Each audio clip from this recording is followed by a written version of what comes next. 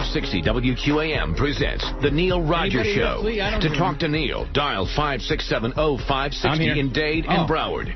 In other counties, call toll-free 877-785-NEIL or pound 560 on your AT&T and Verizon wireless phones. The opinions expressed by Neil, his guests, or his callers do not represent those of WQAM management, staff, or sponsors. Now, The Neil Rogers Show on 560 WQAM.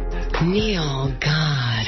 You people are so damn bad that not only you have to be bought out by that bandit Paxson, but if I wanted to buy some time on your station, I couldn't. You don't have real people at 75, you don't have it on your regular number.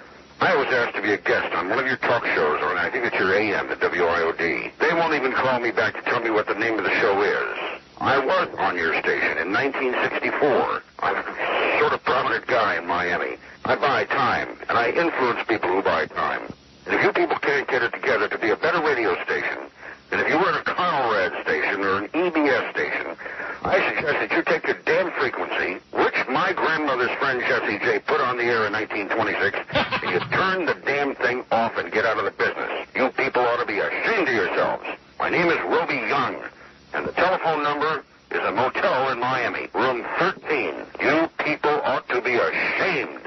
You shouldn't even be running that facility. And I used to be the boss of the damn thing in and I ran the damn thing, and I would fire your ass. You are terrible.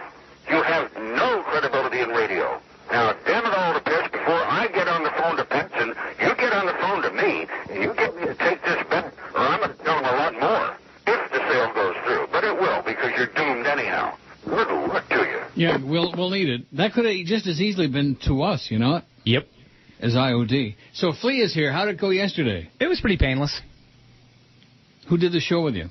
Robert Walker was the producer, and I had AJ come in for a little bit just to bounce stuff off of. AJ? Yeah, he's the national sales assistant.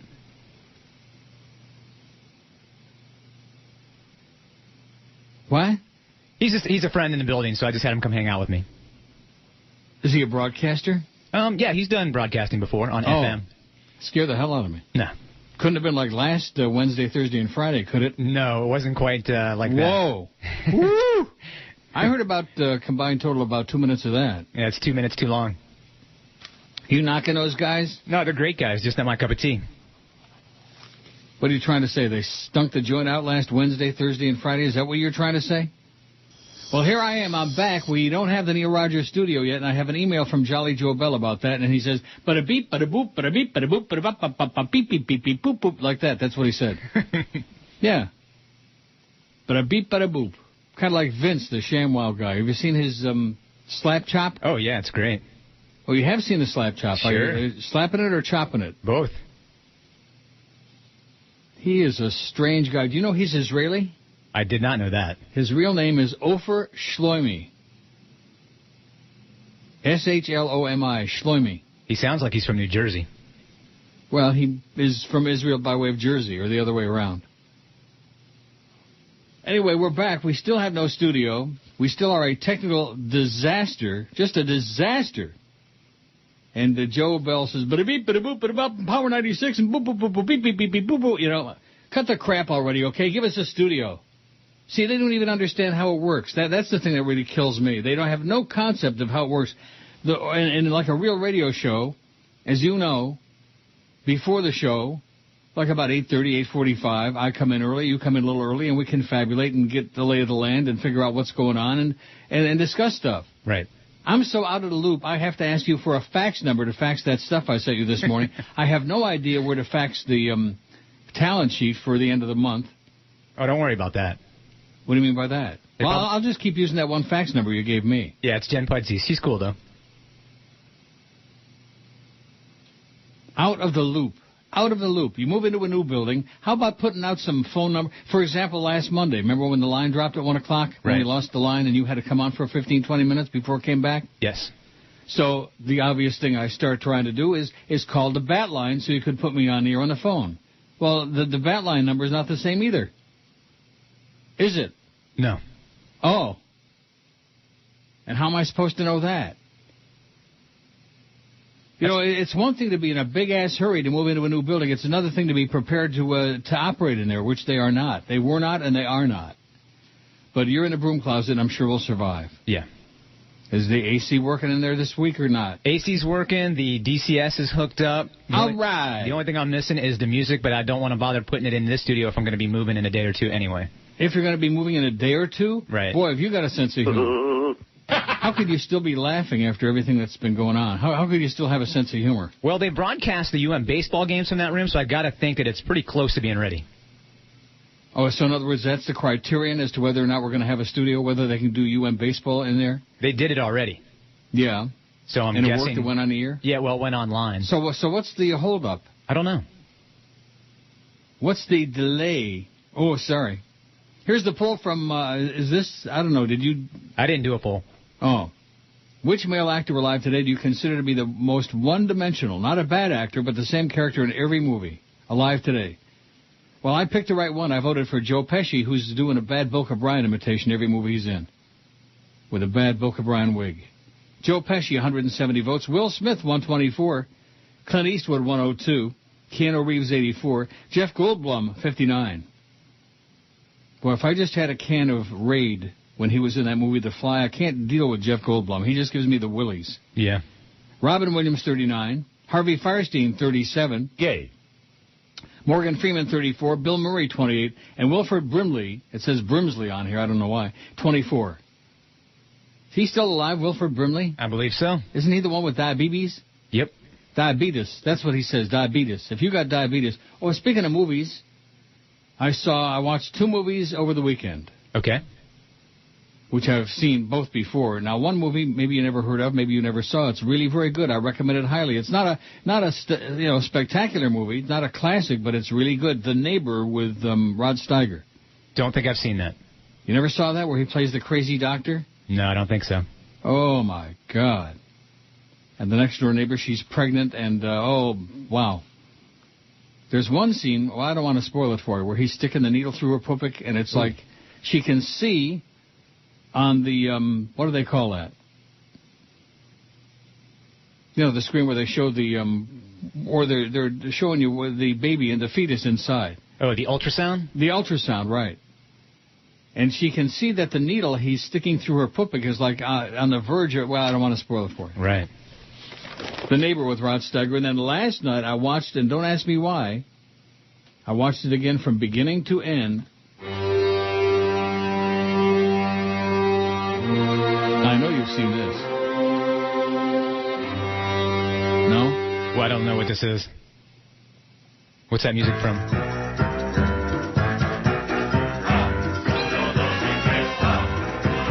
We got a winner. Requiem for a Dream. You haven't seen Requiem for a Dream? I did a long time ago, yeah. Sarah Goldfarb. Mm-hmm.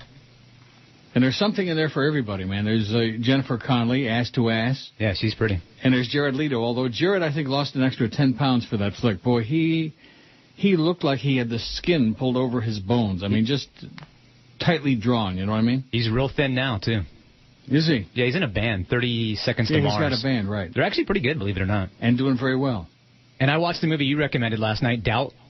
Yeah, and how did you like it? I thought it was really good. Great acting on both parts from Seymour and from the lady. Meryl Streep. Yeah. So what was your take? Did you think he was guilty or not? It definitely leaves doubt, that's for sure. I was leaning towards, yes, he did something wrong. He diddled the kid. I think so.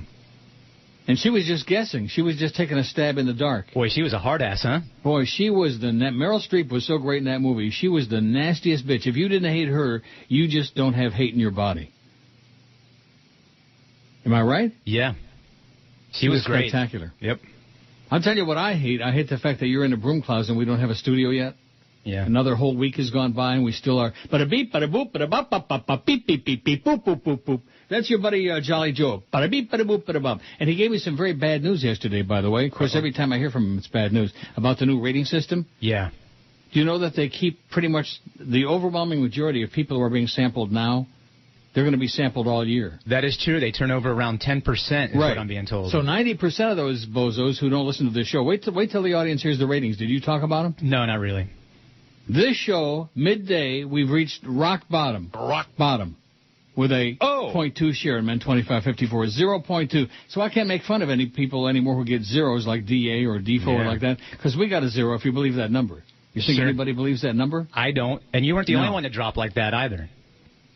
Bubba the Love Sponge went from a 7.2, men 18 to 34, to a 1.6. Right. So which one's right? Does anybody believe that the numbers change like that from week to week, month to month? No. No. And Paul and Ron went from like a 7.5 to like a 12.5 or something? 12.5. Does anybody believe that 1 out of every 8 men, 2554 in the morning, is listening to Paul and old Ron? I don't think so. They had a good book in the winter, but Jesus, 12.5 share. That's why Arbitron is getting sued in just about every market in the country. They're getting their ass sued. And rightfully so. This is the most bogus. But you know something? I don't want to, all these years that we've had good numbers on this show, now we're going to have really, really embarrassing, minuscule, bad, invisible numbers for a long time. Because like we just said, they keep sampling the same people over and over again. Well, what kind of science is that? I don't know. But you know what? Let me answer the questions about it this way. Bada beep, bada boop, bada bop, bop, bop, bop, beep, beep, beep, beep, bada boop. Good God. The excuse makers. That's what we got. The excuse makers. So you're going to give me some phone numbers by tomorrow? Yes. For like accounting, and like the bat line would be good, like in case we lose the line again and I need to call and you need to put me in on the phone. I can't take phone calls, by the way, even if I wanted to, for those who say, oh, the reason your numbers are so bad, you're not taking calls, you're reading those horrible emails. Well, guess what? If I wanted to take calls right now, I couldn't do it. You could put them on, but then I could. I don't play that game. Right. Because if you have no control, then what's the point of doing it? Oh, Fershke says, Wednesday through Friday was awful with you guys out. Went to see George on Friday. He is such a nice guy. We took some pics and he gave me a big hug. I'm never washing my shirt again, says Fershke. That's my one email this morning since coming back on. That's it. That's a medley of my email. Doesn't that make you feel warm and fuzzy? Oh, yeah. So you were at George's thing on Friday. He said there were a lot of people showed up. Yeah, it was pretty full. And? We had a good time. The Hard Rock Cafe took care of us. George ate and drank for free. Listeners got, half-price drinks and Anybody food. bring George some packages? I saw some things go in his hands. Couldn't exactly tell what it was. Yeah. And he seemed to be having a good time. And then he called me on Sunday and thanked me, and we chatted for a little bit just to see how he was doing. Well, that's good. So he's doing okay. Because I don't have the usual George email to start the show this morning. I do have a silly email from Joe Bell. You want to know what he says? Sure. Bada beep, bada boop, bada bop. That's what he said. Absolutely inexcusable, unacceptable, outrageous, outlandish. But nevertheless, we can't look back. We can only look forward. President Obama's tapped U.S. Circuit Judge Sonia Sotomayor for the Supreme Court today, making her the first Hispanic in history picked to wear the robes of a justice. If confirmed by the Senate, Sotomayor, 54, would succeed retiring Justice David Souter. Two officials described Obama's decision on condition of anonymity because no formal announcement's been made. But he's going to make it this hour. In fact, they're all gathered there in the White House. And talks about her background. I think Jeffrey Toobin is pontificating on CNN. He's another one going, bada beep, bada boop. A lot of that going around these days. Bada beep, bada boop. You notice a lot of people saying that when you ask a question and you want an answer? Yes. Instead of getting an answer, you get a bada beep, bada boop. Like Santino in The Godfather. What do they say? Bada beep, bada boop, bada bop. So I'm recommending to you, if you like to doubt The Neighbor, it's also chilling. I'll check it out. With Rod Steiger. He was so good. I think, I know he was considered one of the great actors of his time, but still, I don't think he got the credit he deserved. You agree with me, Rod Steiger? Yeah, he's good. Or was. Was. The Pawnbroker. What else was he in? Well, we can Google it during the break. I'll find out. You're listening to Neil Rogers. And we better be a lot more compelling if we want to get people listening. Let me tell you right now, compelling is the word. Oh, God. Ho-ho! Hey there, Clarence. How you doing? Hi, Joe. Hey, just handed George his papers today. Mm-hmm. Won't be seeing that little spick no more. Ho-ho! No, sir. Just a sea of white, underpaid quislings. cutbacks, you know. We're losing our ass, but it's not the sport. No, not the sport. Not the sport. No, it's not the sport. Could never be the sport. No, of course not. Which reminds me, I'm expanding the schedule for high school locker room gridlock. So, how's the marriage going, Clarence? You like teasing me with that, don't you? Remember our corporate motto, Clarence. If you want job security, maintain format purity. You're next, by the way. What was that? Yeah, I said have a nice day. Yeah. 10:17 at 560 WQAM. Happy Tuesday to you. So there's one email here about yesterday. I did hear a minute or two yesterday, and I thought to myself, who's that screaming queen that's on with Lee? Yeah. Jim Sarney says, tuned in yesterday only to hear Lee talking NBA talk with some queen. It was horrible radio, and if this is what it'll be on the air for half of the summer, God help us. God help us! The real reason I emailed, in talking to some of my sources, it's a done deal. Sid will be on QAM in the fall at some point in time. The word is he'll start doing 2 to 4. Wonder if they told the Big O he's being replaced. And when Mad Dog is done, he'll take over in the afternoons.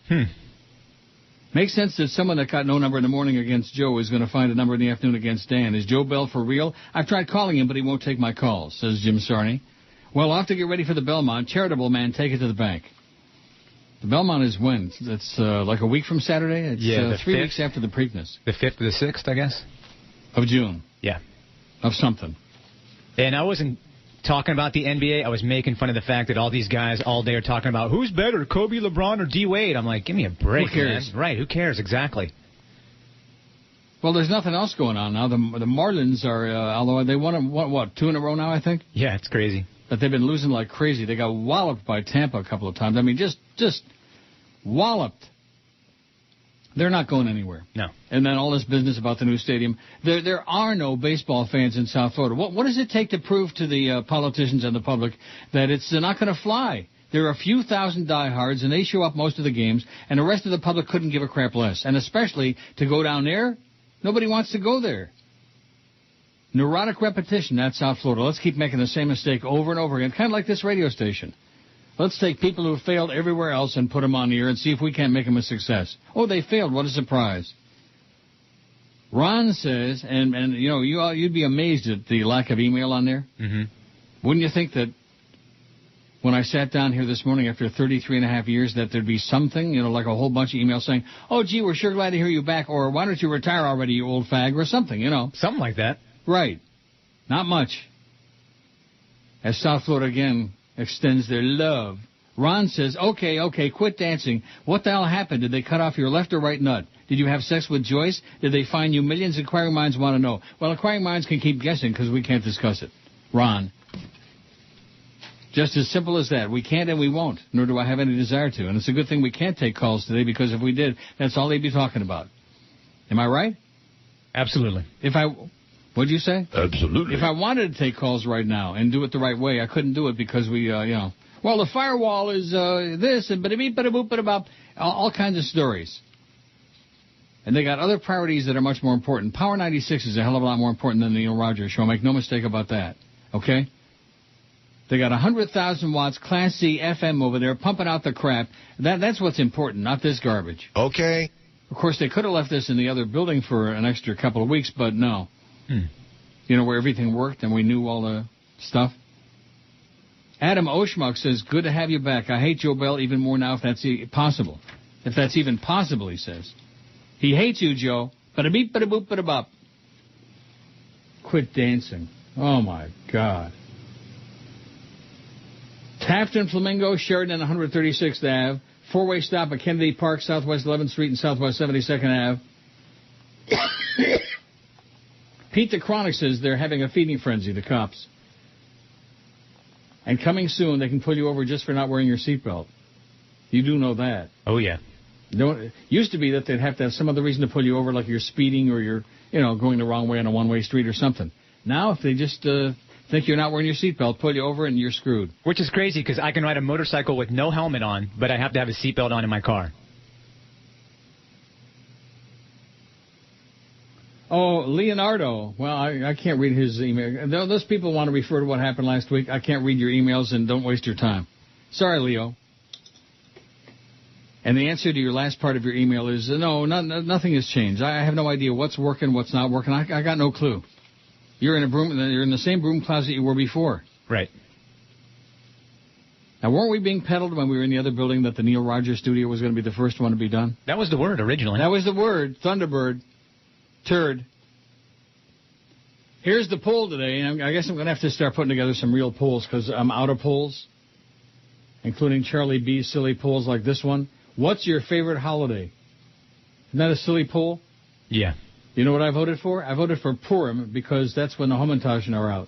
I voted for Thanksgiving. 385 votes. Well, Thanksgiving, you got the wiener. Or no, Christmas is number 193, Thanksgiving 87. People love Christmas best because they get gifts. Thanksgiving 87. I hate holidays 68. By the way, I figured out what the thing is with the new methodology with the ratings. Okay. All the Goyim got them. I hate holidays 68. What kind of attitude is that? I hate holidays. Bah, bah. There we go with that again. Bah. The South Florida hate. Independence Day, 4th of July, 41. Halloween, 25. My birthday, 17. New Year's Eve or New Year's Day, 10. Kwanzaa, 5. Hanukkah, Chanukah, 5. Memorial Day, 5. Purim, 5. Must be some other Hamantaschen lovers like me. St. Patrick's Day, 5. Valentine's, 4. Oh, and the interesting thing with this rating thing that which I'll get to the numbers. Mm-hmm. And that is that at 10 o'clock, those people who were listening to Joe, the sports nerds, they turned over across the street, a lot of them, most of them. Didn't stick around. They don't want any part of this show. Right. And then at 2 o'clock, they turned back over, some of them, to us. Or certainly at 4. Isn't that interesting? And we're stuck with that sample of people for weeks and months and years. I don't think it's going to fly. I think all these lawsuits are going to force them to, change their tune there at Arbitron. Mm-hmm. Valentine's 4, Father's Day 3, Cinco de Mayo 3, Passover 3, Rosh Hashanah 2. Passover's on there again with another vote. Why is it on there twice, Charlie? Yom Kippur 1, Labor Day 1, Easter 1, and Mother's Day don't have any. Well, why the hell is that? I don't know. Oh, women, by the way, we had. You know what we had in women? Oh! 0. I mean, there were a few, a smattering listening, but in terms of a share, we had point. Oh! I just thought you might want to know that. In case they give you a pop quiz or something. Okay. Justin says, what happened to George? He got fired. That's what happened to George. He got fired and he ain't coming back. And we wish him all the best. Says, I've been out of town for a while. I like the new guy. He sounds hot and is more active in the show than George ever was. But George is a staple, ? Well, not anymore, he's not. He got stapled to the wall. You sound hot? Yeah, what does that mean? Justin, you sound gay to me. I guess Justin wants your body. You know, now that I think of it, Ofer Shlomi and you, I think, are the same person. Aren't you Vince from ShamWow? Yeah, you sound a little bit like him. And I love the way at the end of every infomercial he kind of leans forward, into the camera, in your face, you know? Yeah. You see this? You following me? He's strange. Following me, camera guy? He's weird. But I guess he's outselling, what's his name, the guy that screams and shouts? Oh, the guy with the goatee? The OxyClean guy? Yeah, that guy. He's outselling him. Phil says, sorry to be the bearer of bad news, but there'll be no bonuses for high ratings this summer. No kidding, Phil. I tried 3 times to listen. I like listening to Sports Talk to the jokers who replaced George. No can do. Your numbers will be awful because of this change. I guess he's talking about last Wednesday, Thursday, and Friday. Could be. Couldn't possibly be talking about you. No. Well, maybe. No. I'm not for everyone. That's for sure. Oh, I'm scared. 10:31 at 560 WQM. Let's take a look at the schedule. That should be pretty scary. We got the Big O 2-4. So what do you think of those rumors about Sid? I don't know. Nothing would shock me at this point. No. Well, he failed badly across the street, so we ought to like him. And like George would say, it's going to suck and it's going to fail. Yeah. He's got a big mouth. I guess he's told too many people that he's going to come in September 26th or something like that. 2-4. We got Mad Dog at Shula's 4-7. Dolphins tonight 7-8, which is just absolutely the end of the world. And then 8 o'clock we got what? Basketball. Cavs at the Magic, Game 4 from ESPN Radio. I don't watch the NBA. I don't care about the NBA. I don't read the scores. I don't care. I just refuse to care. Do you care about the NBA? Yeah, I like the NBA. Now, where did I hear, it was one of those 3 days, Wednesday, Thursday, or Friday. I turned it on for a couple of minutes. I kept hearing, and that was ridiculous. What day were you heard it too? Yeah, I heard it. They were talking about, would you take Shaq back if it only cost $5 million? Oh, my God. One of these fictional things. Oh. Me and Shaq to bed we go, not... Has he still got that icy sleeve up his sleeve? He can't even say it, and he's doing the spot. That's the thing that kills me. He can't even pronounce it, and they pay him to do the spot for icy sleeve. And pay him well, I'm sure. I'm sure he's making a crap load of money. Careful now. I have 3 dump buttons now, so we're good. Don't be going there, okay? Oh, sorry. See, you and I are supposed to be able to chat before the show every day like a normal show, like George and I used to, and like you and I used to before we moved into the studio. But we can't do that. These people have got a death wish, I'm telling you. They've got a technical death wish. Oh, well, Power 96 takes priority, and since we can do the show from that little broom closet, I'll let you know. Okay, I'm going to hold my breath, Jolly Joe. I'm going to sit on the edge of my seat holding my breath to get an email saying, on such and such a day, the Neil Rogers studio is going to be functional. Here's those ratings. Men 25 to 54 in the morning. Paul and old Ron had a 12.5 share. Anybody believe that? No. Coast was number 2. Magic number 3. WMIA. What is WMIA? I don't even know what that is. Oh, Mia? It's a... Rhythmic AC. Yeah. A lot of Madonna. A lot of Madonna and stuff like that, and some old 70s. They had a 6. They were number 4. Yeah. IOD was number 5. Jimmy Syphilitic had a 5.9 share. Nice going there, Jimmy. The Right-Wing Talkers, which is IOD, the Sports Nerds, and Paul and Ron. That's who got the samplers. Mm-hmm. And then the slush stations like Coast and Life, the ones that are on like in elevator music, like in doctors' offices, things that people are exposed to but aren't really listening to. Well, you know what was weird that showed up for the first time ever is WLRN. Really? Yeah, NPR was like 10th in some demos. They were tied for 9th in the morning. Wow. WLRN, News Talk Information, 4.5 share. They never showed up before. And all of a sudden they're in the top 10. This whole thing is such an abortion. In midday, number 1 is the Coast in men 25-54 with a 10.8 share. And number 2 is Life with a 10.5. Almost even Steven, almost tied. We were 25th with a 0.2. 0.2. Let me say it again. We had a 0.2. That's from a 6.7 in the winter book, which covered 3 months. To April, all of our audience died. They went away. They hated us like poison. They just all abandoned us in April. Anybody buying it? No. Believing it? No. Is there any credibility to it? No. Afternoon, Big, number 1 again with a 10.7 share. Big. Doc Reno. Suave. Radio Suave is number 2 in the afternoon, men 25-54 with a 7.8. Radio Suave. How's that possible? The Coast is number 3. Again, elevator music. EDR, IOD is number 5 in the afternoon with a 5.8. Oh, let's see. How did Rush do in midday? How did IOD do 10 to 3? Check Tied IOD. For 9th with a 4.7. What? Check IOD 6 to 10. Check Syphilis. I already told you 5.9. You're not listening. I just got through saying that. It's ridiculous. I said, nice going, Jimmy Syphilitic. Still can't believe it, though. That's why it's not sinking in yet. Let me say it again. Horrible. The right-wing talkers, the sports nerds, they got the people with the stuff, which we can't talk about. And I still don't understand that. Why can't we do that? Well, what's the big secret? Of course, if I was pumping out the kind of numbers that they are, I wouldn't want anybody talking about it either. Mm. You know what I mean? Yep. Bogus numbers, ridiculous, unbelievable numbers. And like I told your good buddy Joe yesterday when he called me, I said, you know, the 6.7 I don't believe, and the 0.2 obviously nobody believes.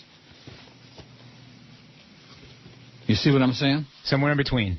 I mean, you know, when we get a big number, I'll take the Kiss. Oh, don't say Kiss. I won't say Kiss.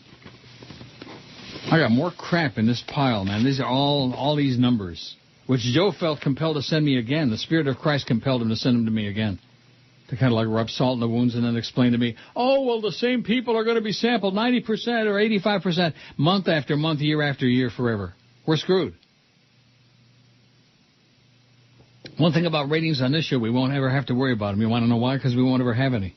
There goes my bonus money. Unless they force them to go back to the diaries. What was wrong with the diaries before? What was the problem? I don't know. Here's one, from the fake Anita Bryant.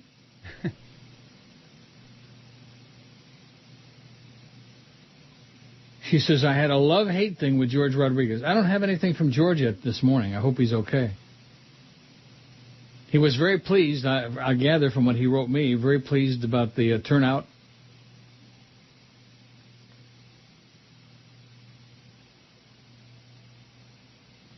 Here's one from Frederick. It says, too bad we have anti-First Amendment organization, the FCC. What I was wondering was, what was that junk that was on last week while you were off? Oh, yes, I turned it off in a hurry, he says. I turned it off in a hurry. Here's one. Says, thank God you're back, Uncle Leo. I was sure that this was Jolly Joe and the Beasley's final coup to get you out of there.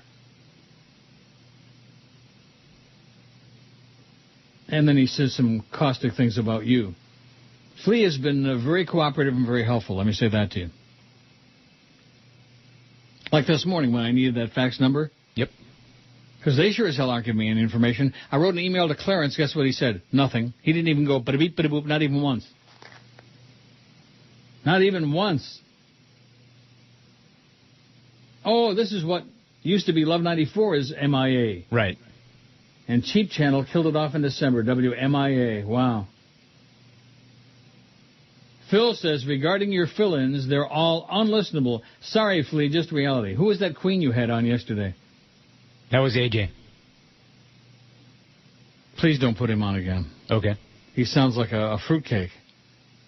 Screamer. Is he? I don't know. Well, I see. Don't say it. What's his title again? Where did he come from? He's another one of your old pals? No, he's from... Because the point at which I turned it on, he was going on about, oh, well, I've known you such a long time, and I like you so much, and blah, blah, blah. I thought you guys were going to do something right on the air. Well, you never know. But no, I've known him for 2 years. He came from, I think, Toledo or something like that.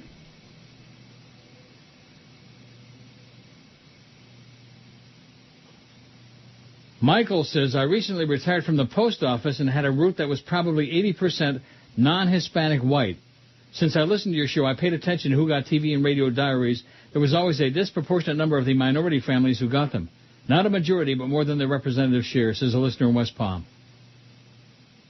And that's it. Well, there's a few emails here, but it's not exactly what you'd expect. After the big blow-up that we've had, which we can't discuss and won't. No. So what's the story on the studio? Anybody come into you and say, oh, well, on Wednesday you're going to be in the other room and we're going to have everything working and yada, yada. No. Anybody do that? Before the show started, right as it was starting, George Corso was in here and said he was leaving just then to go meet with Joe Bell about the studio. Well, get it done already, Corso, will you please? Jesus, God Almighty! It's one thing that they got to get Power 96 because that's the money siphon. Do they make money on KISS, do you think? They sure couldn't have much overhead. Yeah, it's cheap to run. They make a profit on that station for sure. Mm-hmm. Well, they're losing their ass on this. But I'll tell you, when they put Sid the Kid on the air, that's going to turn it around. I love eating nuts.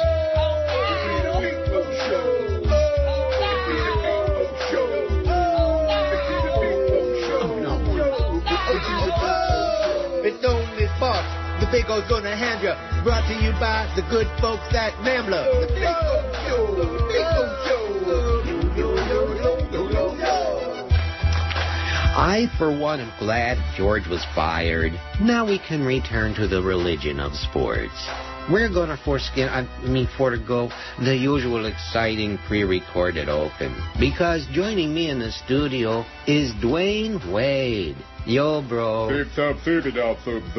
I have my 560 Sport Hole calipers here. Let's measure and see just how big you are. Oh, yes. Yes. It's very thick and wide. I am married, you know, so if my wife is listening, nothing is happening here, okay? Let me just take these tweezers and pluck the dingleberries from your teeth. In celebration of Jorge's departure, I'll invite the staff in here after the show to inhale your jockstrap dingleberries. I like to sprinkle them on my Rice Krispies. We're sports sick here, so it's okay. Let's take a very strong break. I can't take it anymore. Oh, yeah. 1046, 14 before 11 at 560 WQAM. JCP says about Wednesday through Friday, listen for 5 minutes to think they got rid of Eddie K for this. And then he says, like that. Yeah, for DA. I heard a little bit of him on there Wednesday through Friday. Wow. Kind of explains that point. But then again, who am I to talk about bad numbers? Right? I guess we better not rip anybody for bad numbers ever again. After a 0.2. Nobody believes it, though. Even your buddy Jolly Joe don't believe it. He's not buying it. I'm not buying it. Well, I'm not selling it. How do you like that? All right. Charles in Pinecrest says, great to have you back. You don't know what you've got until it's gone. That's what's his name said? Conway Twitty? Who sang that song? Ral Donner. You don't know what you've got until you lose it. Ral Donner. Remember that? Oh, yeah. You'd play it if you could. Next week. Oh, next week we're in the new studio? No, I don't know. I'm just guessing. I'll tell you one thing. We damn well better be in the new studio by next week. Next week is June already. They sure had this thing really well planned out, didn't they, when they moved from the other building into this, wherever the hell you guys are now? They had it really well planned out. But you remember that email I got from Joe last week? Oh, doing the engineering work is a lot more difficult than criticizing it. Yeah. Mm-hmm. It says Lee was terrible. I mean, just abysmal. Maybe one slight step ahead of D.A. and Coop last week. Why do you guys keep putting on the most boring people on the air? D.A., Cooperstein, Linder, just bad radio. Give me Curtis, Beast, and Jesse. Beast. Wow. At least they switch it up a bit. They know more than just sports. I didn't talk sports. Does management even listen to the radio station? I used to leave my radio on 560, 24/7, 365, but now I tune into your show, The Mad Dog, and that's about it. Let us know the latest on George. I'm pulling for him to get his own show somewhere. So are we, Charlie. But I don't have any message from George this morning, which is a little bit, I don't know, unnerving. Isn't it a little unnerving? A little bit. When you think he'd have something to say after Friday's big party and everything? Wouldn't you think? I would think so. I'm looking at those emails now. There are none. Neil at neilrogers.com. Boy, this is weak. This is weak. You know what this reminds me of? It reminds me of my last anniversary show, March 1. When you have to beg the audience to say, it's like, hey, say something nice to me, okay? And then they do it, and it like just all smells of insincerity. Like, oh, you're only doing this because I asked you to do it. Wish me happy birthday. Oh, happy birthday, Neil. Yeah, like that. That's crap. But like I've always said, don't keep your expectations too high in South Florida because they'll always let you down. How's that new studio coming? Pretty good. So George Corso said what? He was going to meet with Joe Bell when the show was starting, so I don't know. He hasn't said anything since then. And instead of meeting with Joe Bell, why doesn't he go in there with his compadres, his partners in crime, and work on getting the thing complete, whatever needs to be completed? What is it that isn't done yet? I don't know. You were telling me last week that there's no microphones in there, there's no this, no that. Are there microphones in there yet? There's one microphone in there now. There's a computer set up. It has the AV Air, which obviously we play our commercials off of, and they ran a UM game from that studio, so I'm guessing you keep really saying close. That. So it's got to be close, right, I would think? I don't know. What does it take to run the UM game? It pulled up the ISDN line and sent it to wherever it needed to send it to get it on air or online. Mm-hmm. I don't know. Beyond what's that got to do with doing a talk show? I have no idea. I'm just saying if they can do that, then to do a talk show has to be pretty close. I would assume, but I'm not an engineer. I don't know. Carney says, glad to hear you back. The dude that was in for you last week wasn't too bad. Halloween is spelled incorrectly on the poll. Please tell Flea not to talk so much. He sounds kind of girly. Don't talk so much. You sound kind of girly, Flea. Wait, I thought I was hot. Not a bad guy. Just his voice sounds like a Winnie the Pooh or Piglet of some crap, says Carney. Well, they've all got some shtuch, you know. I can understand if they're ripping what was on Wednesday through Friday. That's easy to understand. That was just swill. Swill. You know what it reminded me of? It was kind of like they took a couple of guys off the street, sit around and talk and fill up 4 hours. Say anything, you know. Mm-hmm. You know what I mean? I do. My favorite holiday is Christmas, 107, Thanksgiving, 96. I hate holidays, 80. Bah. Bah. Independence Day, the 4th of July, 47. Halloween, 28. And then after that, small potatoes. My birthday, 19. How many for Purim? Still only 5 for Purim. That's because it's all Goyim out there, man. All the Jews are gone. They either died or they moved to Boca. You think we have a big audience in Boca? If the signal reached there. Oh, now you're going to start with that? Troublemaker. If the signal reached there, it'd be a miracle if the signal reaches to my house in Plantation. Bill from Miami says, just got back in town and left just when George was on the verge of getting canned. Can't tell you how disappointed I am, not only in Joe Bell, but your hardworking attorney, Norma Kent. I've got a Norma Kent line for you that might knock you off your seat. He pissed me off yesterday to such a degree, like, you know, like you can't even believe, foaming at the mouth.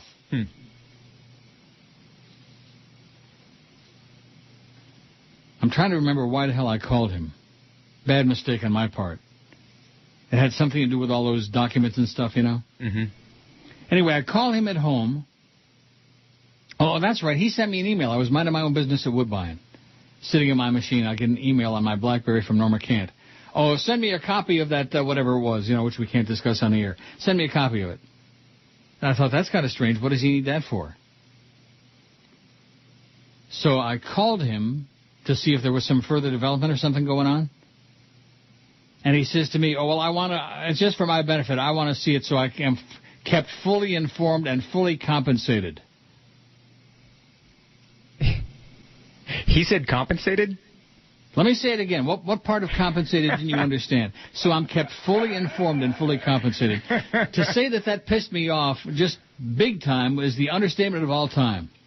I was literally foaming at the mouth. And it wasn't because I lost, because I made a few bucks at Woodbine. Wild. Just a wild child. See, now that we're in this depression, recession, whatever you want to call it, everybody who might have a couple of bucks somewhere, it's like all these people saying, oh, you better take care of George. You got to pay George's salary. No, I can't and I won't, and I'm not. All you experts telling me what to do with their money, my money. How do you like that? He wants to stay fully informed and fully compensated. That's some chutzpah. Talk about getting it like a dog on its hind legs begging for a bone.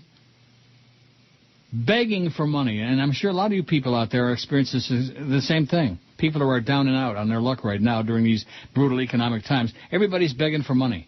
Like that, you know, like Chicken Neck. So what were you doing with Chicken Neck the other day? You sent me a message, I'm with Chicken Neck now? Yeah, he was at the party for George. Oh. Well, that makes sense. Did he say, tell Neil, make sure I get my check on June 1? Yeah. Did he? No, he just asked me if we had a check ready, which we do, by the way, today. For him. We? Well, they, I guess, the station. And what about my check? He didn't ask about that. Anyway, Bill says, I guess George wasn't quite as protected by your contract as you had thought, and if that was the case, you might want to check your own contract to make sure it's iron tight. It's obvious that by blowing George out the door, they're trying to get you to cave so they don't have to pay your contract off.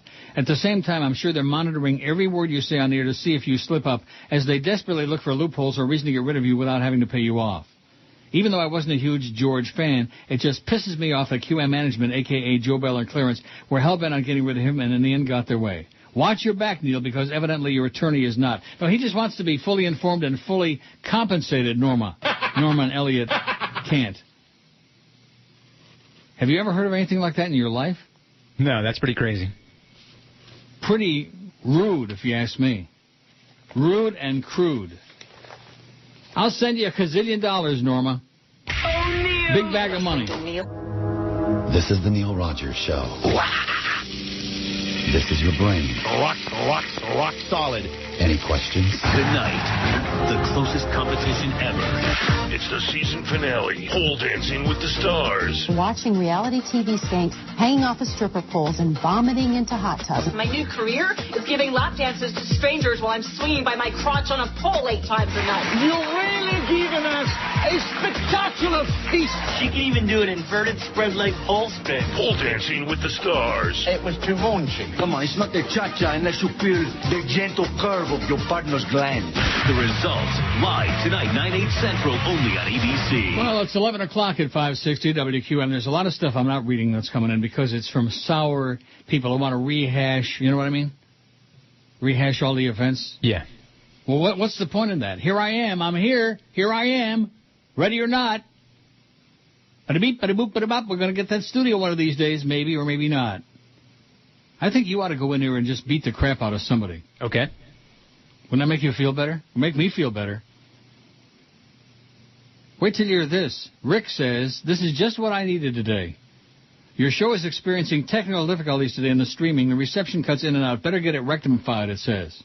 Better get it rectified.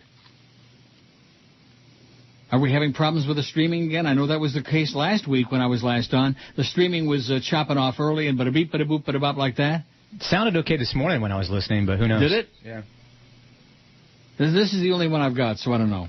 In fact, this is picking up right where we left off last week when it was chopping off. Now he says it's cutting in and out.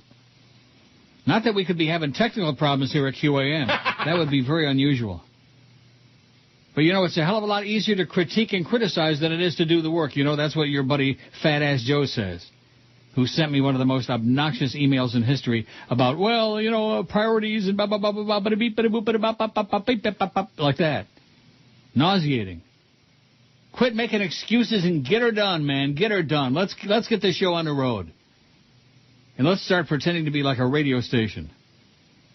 Here's one that says, oh, my God, the week was so long without you. Wow, I actually miss little George. Welcome back, my friend, says Isaac. Isaac. So long without you. Wow, I actually miss little George. Welcome back, my friend, says Isaac. Isaac. This one says, Brian, long-time internet listener in St. Augustine. I, too, miss George. By the way, Independence is misspelled on the poll as well as Halloween. Bah, bah. That's just what we need is a bunch of nitpickers now, right? With everything we've been through last week, we need people nitpicking. Oh, somebody made a mistake on his spelling. Who gives a crap? Blame Charlie B for it, okay? He's the one that sent the illiterate poll. It says, what illiterate schlep updating the poll these days? It's not Eric's job to, correct the spelling on there. Correct the spelling, please, Eric. When's Eric going to redo the website already? I don't know. God, it is so old and so stale, my God. It says, Jolly Joe and Joyce can jump off the MacArthur Causeway. Bring back George, morons. George ain't coming back. Is he? You think he's coming back? No. No. He's gone. He's fired. He has not emailed me this morning. Maybe he's got another appointment. Maybe he's busy working somewhere. Maybe later in the day I'll get an email from George saying, oh, guess what? I start next week across the street or something good. Or maybe he's busy spending all the money that people brought him on Friday at the Hard Rock. How many people would you say showed up? Oh, I don't know. I'd say about total 50 people, something like that. Well, that's not very good. Well, where we were, it would have been a hell of a lot more had you or I or both been on the air Wednesday, Thursday, or Friday, especially Friday, the day it happened. There would have been a ton of people there. You think those guys were promoting George's thing? I gave it to D.A. I heard him read it a couple of times on Friday. Did he? Yeah. Was that before or after everybody turned it off? I think after. He is just, honest to God, and George tells me, and you tell me, he's a nice guy. He is so ungodly awful. And a couple times I turned it on, all they were talking about was me. And about how when he came to the market, everybody told him, be prepared, Neil's going to rip you an ass, and Neil does this, and Neil does that, and that's his shtick, and blah, blah, blah. Neil this, you know. Oh, licky, licky, licky. My God, my tuchus was purple by the time I got through listening to 2 minutes. Yeah, Wednesday, the first day, was such a suck fest. I actually texted them and said, stop already. Yeah. Why were they doing that? I don't know. Because they had nothing else to talk about. Like I said, it was like they took 3 schleppers off a street corner somewhere, off the corner of Ives Dairy and 441, who'd never been on the air, and put them in there and said, okay, kill 4 hours, just talk. Just keep talking. Make sounds with your mouth. Right? Yeah. And I thought D.A. was like a broadcaster. I thought he worked in Kansas City, and he worked with your buddy Jolly Joe somewhere before he came here. And apparently there are problems with the streaming right now. It's breaking up. Is it really? Yeah. Says whom? Says AJ, who's listening online. Oh, boy. Here we go again. More technical shenanigans at QAM, more nightmares. Oh, and by the way, let me just say one other thing about the streaming. Because you've always told me that on a QM website that this show has far and away the most people listening online. That is true. And on our website, you know, if we went from a 6.7 to a 0.2, or, you know, if we had this dramatic decline, you'd see it in the number of people listening online. Doesn't that make sense? Right. But just the opposite. There are more people than ever listening online. There is rarely a day that we have fewer than like 800 people listening online, and usually like close to 1,000. That's not bad. Plus whoever's listening on QAM.com. So if we only have a 0.2, then it begs the question, well, who are these people listening online every day? How come they haven't bailed out? Baron Fitz is back. He says, welcome back, Uncle Neil. I was just about ready to throw out my radio. I will never use profanity in my emails to you again. Good. I just turned on your show. I think I heard you say you went from a 6.7 to a 0.2 in the new rating system. How is that possible? Can you explain? No, maybe you can explain it. Maybe you can explain it, Baron Fitz, because nobody in their right mind can. It's like the whole audience in April just... And George was still here, by the way. It's got nothing to do with George's getting canned. He was still here. Right. This is April. And then I'm told that we're going to have a rating coming out Wednesday for the week. These come out every week? Yeah, we get weeklies. Oh, my God. Are you kidding me? Weeklies? With these same numbskulls who are like right-wingers and sports nerds, which I see a lot of crossover between that. Oh, here's one from another Phantom. This is the third incarnation of the Phantom, a new one. The radio audience demands that George be rehired. The radio audience, like it's an entity, like it's anthropomorphic, you know, like the radio audience is a person. Lee is okay, but sounds girly. Aren't you getting offended by all these people that say you sound girly? No, I don't care. You don't care? No. Well, that's good. Because if you're gonna be on with this audience, keep one thing in mind: don't have thin skin. It says, I prefer George's manly voice. Now, that's interesting, because the people that used to knock George all the time would say that he sounded a little gay, swishy. Right? Yeah. It says, what's going to happen to the radio show when you're on summer vacation? Perhaps the Sheik or Aaron Summer the Sheik.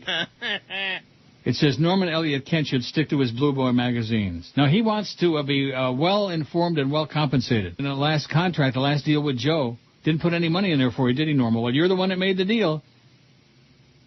Joe pulled all the strings. He pulled back the tickets. Everything he could take away, he did it, including the food from the people in the studio during lunch hour. Now, did those guys get fed on Thursday? They did, chicken wings. Yeah. And it sold out fast. It did? Yeah. Well, thank God. That means a whole bunch of people might have been listening. Maybe. Maybe that's how good that show was Wednesday, Thursday, and Friday. Maybe we're taking the wrong altitude about it. Maybe those guys were fantastic. This week we have the 15th Street Fisheries. And that means you're going to get fed on Thursday again. All right. In our new studio. Mm-hmm. Should be. You think? Well, you told me last week it was going to be Tuesday or Wednesday. That's what I thought. And then, it wasn't going to be Tuesday. Well, not that it mattered anyway. So what are they doing about the streaming? I don't know. I'll have to find out. I want to say something that maybe some people might disagree with, okay, which would be unusual for me. This place is a technical freaking disaster, okay? That was freaking disaster. Is there any doubt about that? No. Is that a debatable point? No. It is a technical disaster. And I don't really, quite frankly, give a crap about Power 96 or about KISS or about this or that. All we care about is what's going on in WQAM. That's the place that, pays us every now and then. Speaking of pay, where's my paycheck? I have no idea whether it's shown up yet, because we have this holiday weekend. And I have no idea who to fax about it or who to call about it, because I got no phone numbers. I got that one number you gave me. Now, is that the accounting office? The fax number I gave you was Jen Pudsey. She's like an IT person. She does the interactive stuff. She's an IT person? Well, tell her to get on the internet, okay? The streaming is screwed up. Okay. I don't want to start screaming about the streaming again. But at least they're consistent. Everything is screwed up. Oh, now some things on the streaming. Blackie says the streaming just went out. Welcome back, Neil. The streaming just went out. Oh, but here's one that says from Steve. He says, I'm listening on the internet. Everything sounds great. Except with George now gone, it's not the same show. Still love you, Neil. Keep up the nice job you're doing. Thanks. It's not easy taking George's place, but I think you'll do just great. Just hang in there. Ignore all the haters. Steve in Coconut Creek says. Well, he says the streaming's fine. Okay. Paul says, never mind. Stream is acting funky, but I will live with it. Thank you, Paul. See, Paul's not complaining. He's not going, meh, meh, like that. Of course, if we were doing things right, we wouldn't have so many people going, meh, like that. If we knew how to put on a radio program and how to, stream it correctly, and how to have a studio that works, and equipment in it that works, and have these phones. Oh, well, the firewall is out, and the computer IT person, the corporate IT is away for at least another week, They don't have answers. They don't have solutions. They have excuses. Are wizardly technical people. They have excuses. Now, are they working on the streaming? Maybe. Oh, you haven't spoken to anybody about that? No, I don't. I really don't know who to call about that right now. I'll try Corso and see what he says. Oh, yeah. Yeah, he should have plenty of spare time to be worrying about that. He's having meetings with Jolly Joe. At which they're probably saying, well, screw that old fag, okay? Let's take care of power first. That's the moneymaker. We can't be bothered working on a studio for a guy that's got a 0.2 share.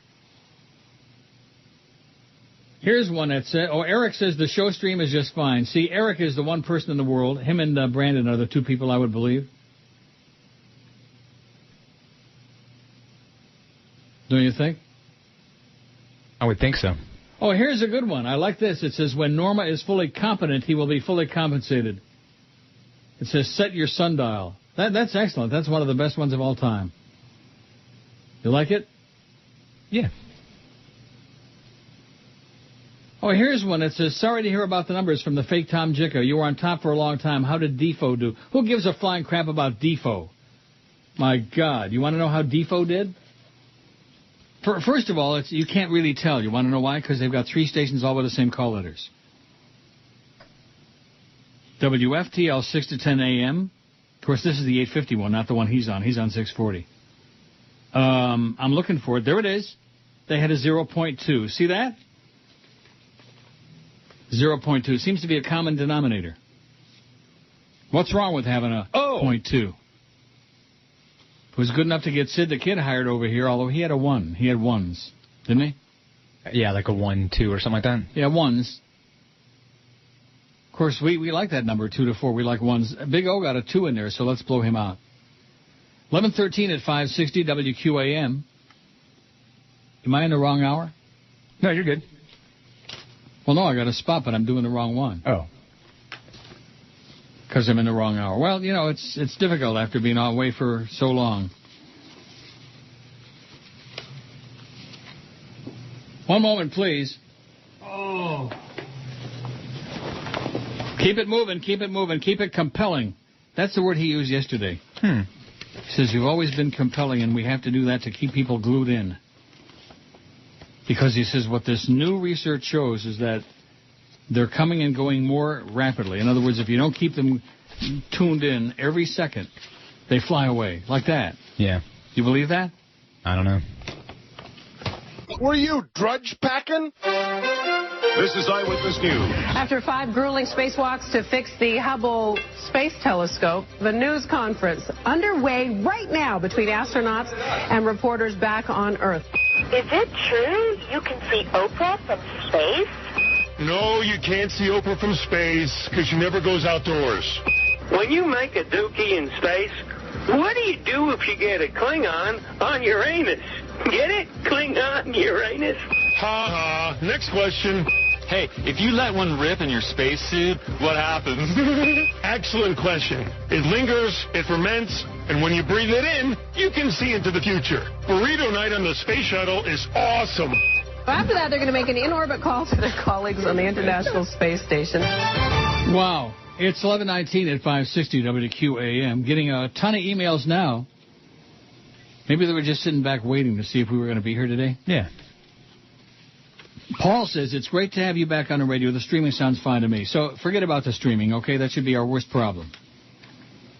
It's either fine or it's not. Eric says it's fine.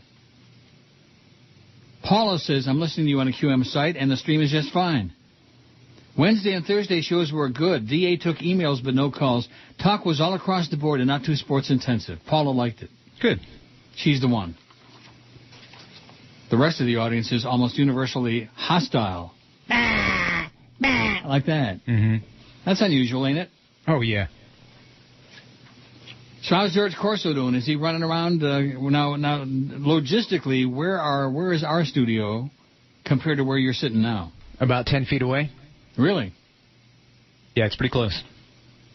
So do you get the vibe of anybody, like a whole bunch of people running around, scurrying, scrambling to get our thing ready? I haven't seen any scrambling yet, but I'll let you know. Oh.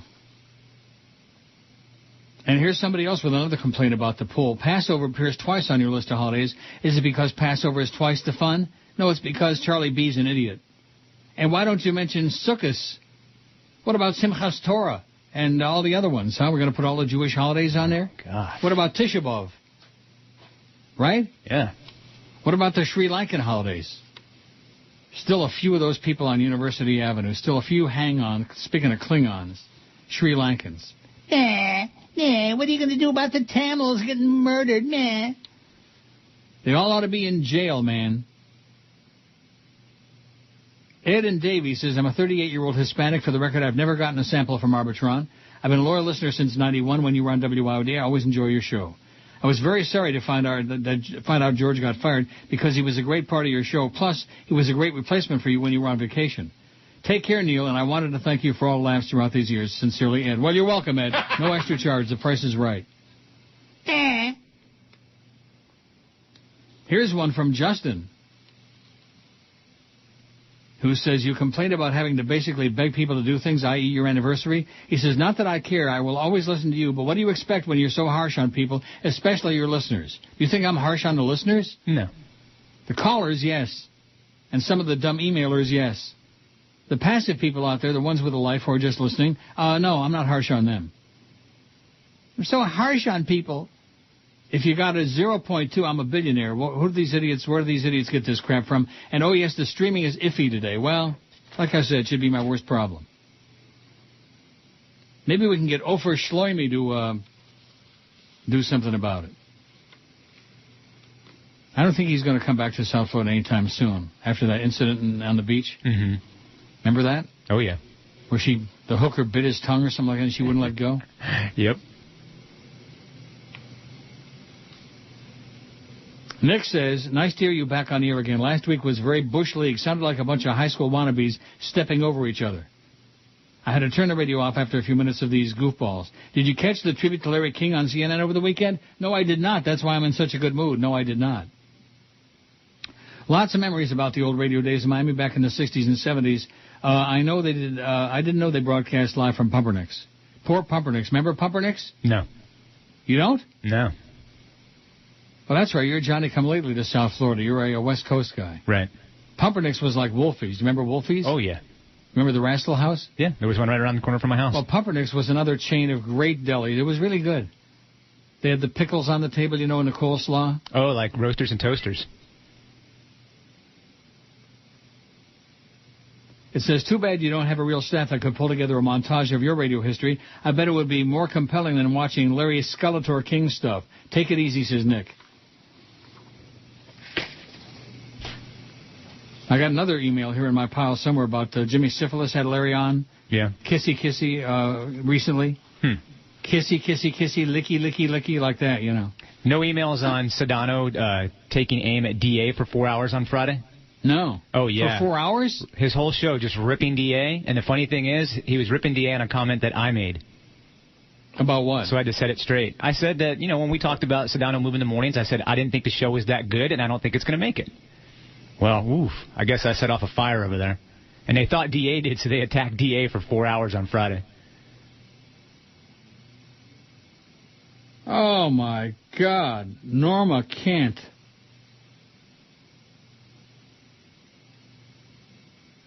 It's just unbelievable, you know what? That this stuff just doesn't ever end. Didn't I fax you stuff this morning and you gave them to Joe Bell? Yes. That should be sufficient, okay? He should be in touch with his people. It's signed, sealed, and delivered, okay? It's done. It's done, Norma.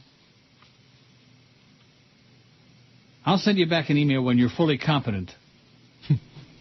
Jay says, in Fort Lauderdale, my streaming is great. DA was on the other day. What does DA stand for? Dumbass?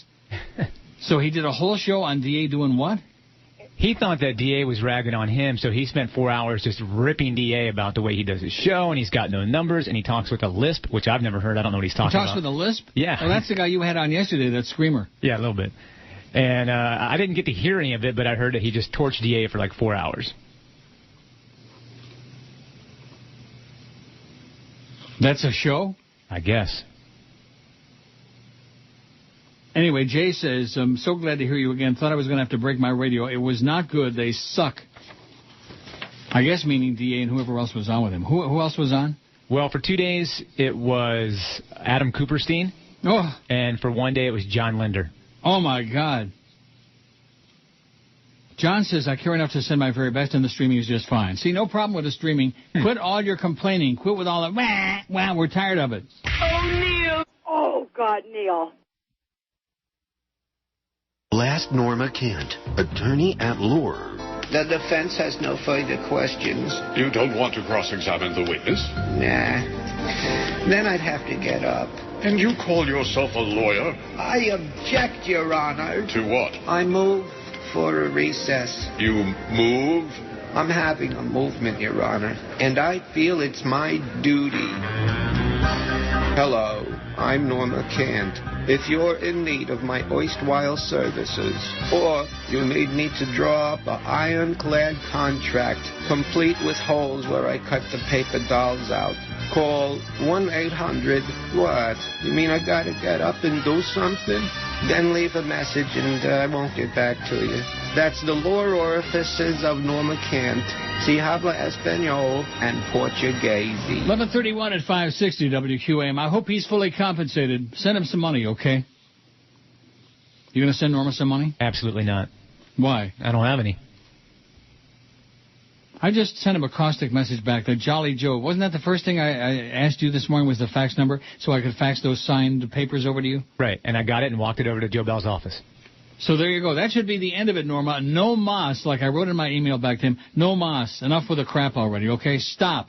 Stop, counselor, if you want to be fully compensated. Tim says, welcome back. Tried to listen during your absence. Tried. Oh, well. Coincidentally, I was driving through Boca when you asked about the reception. Not terrible, but it sounded like someone was playing Hungarian Rhapsodies in the background. Used to love Pumpernicks and Hallandale, too. Those lamb shanks were to die for. Take care and beware, your pal Tim. There used to also be a Pumpernicks on 125th and Biscayne. They were all over the place. There was a chain of great delis, and then the old farts put them out of business. They kept stealing the pickles and the rolls and the sweet and low and all that stuff. And the silverware.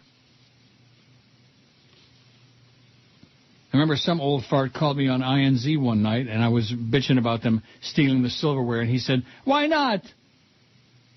Why not? Isn't that a good excuse for stealing stuff that doesn't belong to you? Why not? No. These people are barbarians. Most of them must be dead by now, I would think. Daryl says, I'm listening online, sound is perfect. See that? Got a couple of troublemakers out there, so there's a little hiccup maybe in the streaming, whatever. Everybody else says it sounds just fine. That should be our biggest problem is the internet streaming. We've got real issues, technical issues, and I've got Norma Kent hocking me in the middle of the show.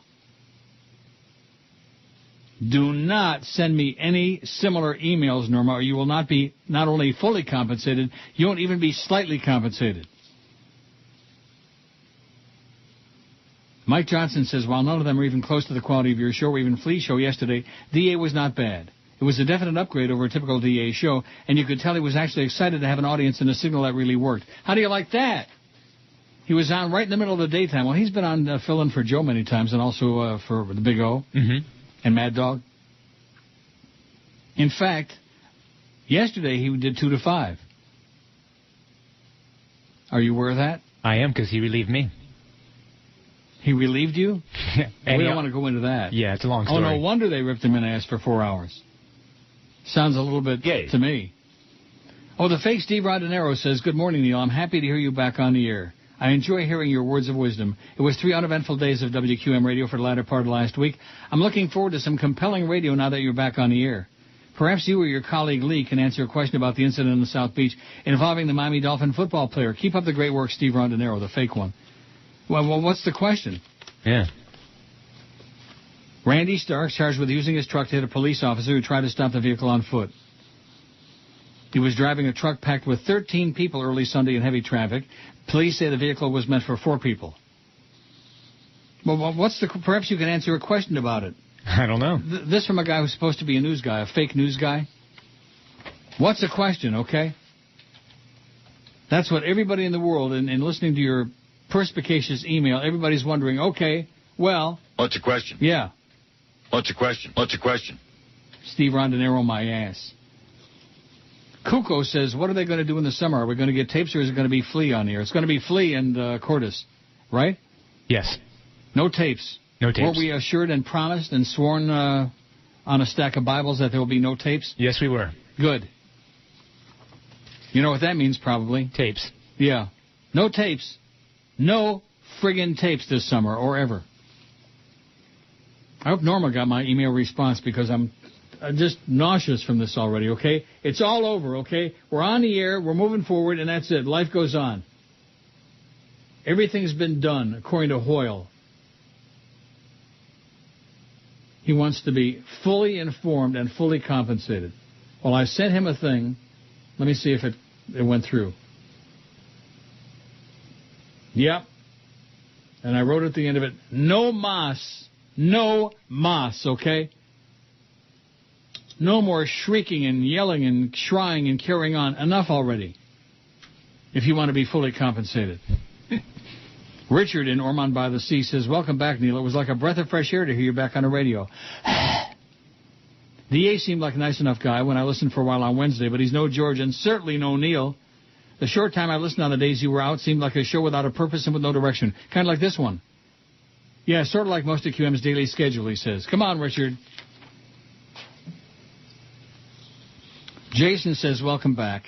I don't understand why you can't talk about what happened. It was all over the Herald and Channel 4 here in Miami. Well, that's good, then. You should know all the answers.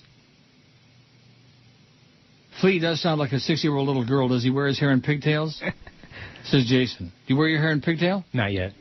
Well, why don't you start? It's not long enough yet, but I'm trying. Could add to your image. Sure. Ponytail Flea. Whoever saw a flea with a ponytail anyway? Mark says, went to visit George at the Hard Rock Cafe. Still haven't heard from George this morning. Nothing. No.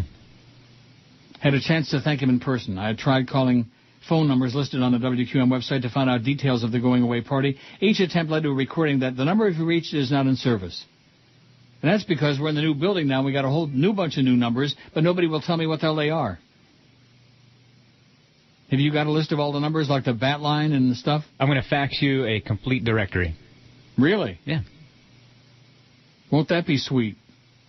Says, once I got there and waited my turn, I asked him if he was doing okay. He said that it looked as though everything will turn out fine. George was gracious and friendly. I noticed that his on-the-air voice seems different in person. Doesn't everybody's? Do you know anybody who sounds in person like they do on the air? No. Our conversation was interrupted by his bladder, and he abruptly ran off in search of the toilet. He said, I've been drinking beer all day. Thank you again, Neil, for adding your daily soundtrack to the bizarre film known as South Florida. It's great to have you back. Gotta run. I'm turtling a massive joy, says Mark.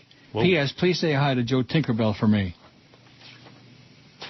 Blackie says, good morning, Neil. Glad to have you back on the air. I don't need to hear why they took you off. Just happy to hear you do a great show. Keep up the good work. Hope your impromptu vacation was a blast. No, it was not a blast. It was filled with phone calls and this and that and emails and pop, like that. It was not a blast. No. What did you find out about my paycheck? When did they send it out? Nothing yet. I'll find out.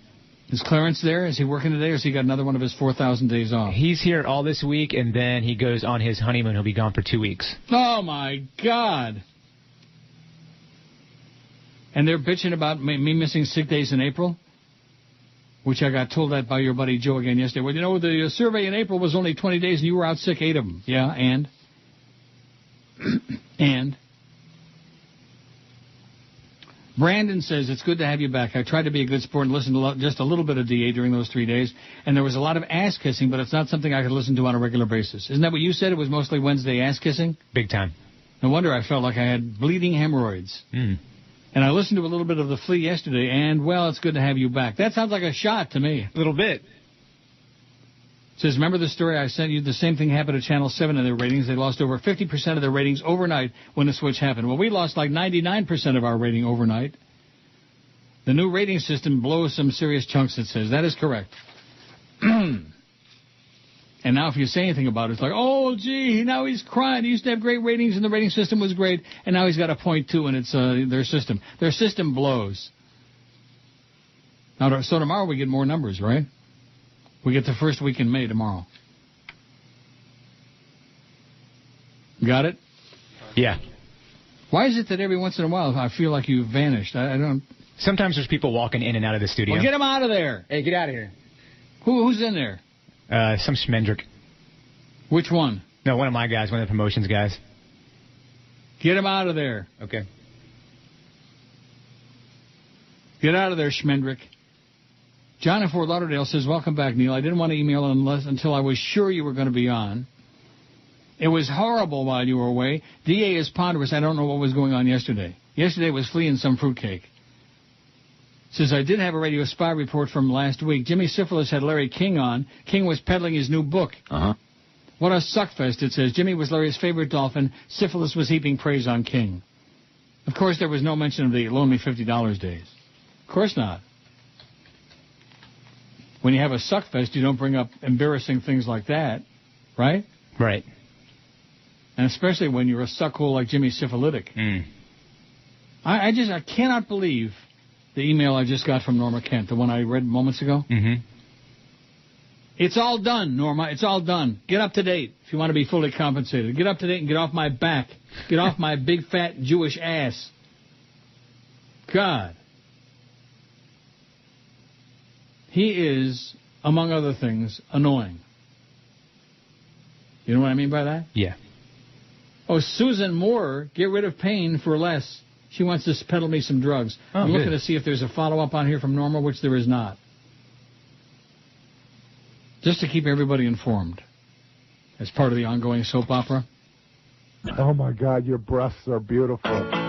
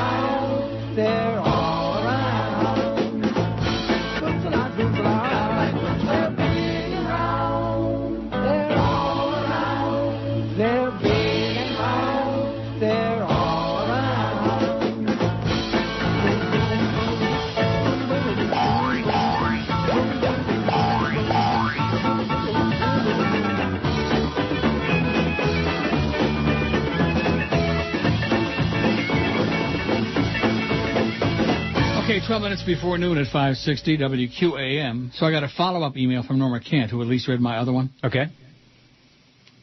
And one of the things he said, among a bunch of other crap, was, he didn't want to deal with that fully compensated ever again. Well, guess what? You shouldn't have said it in the first place.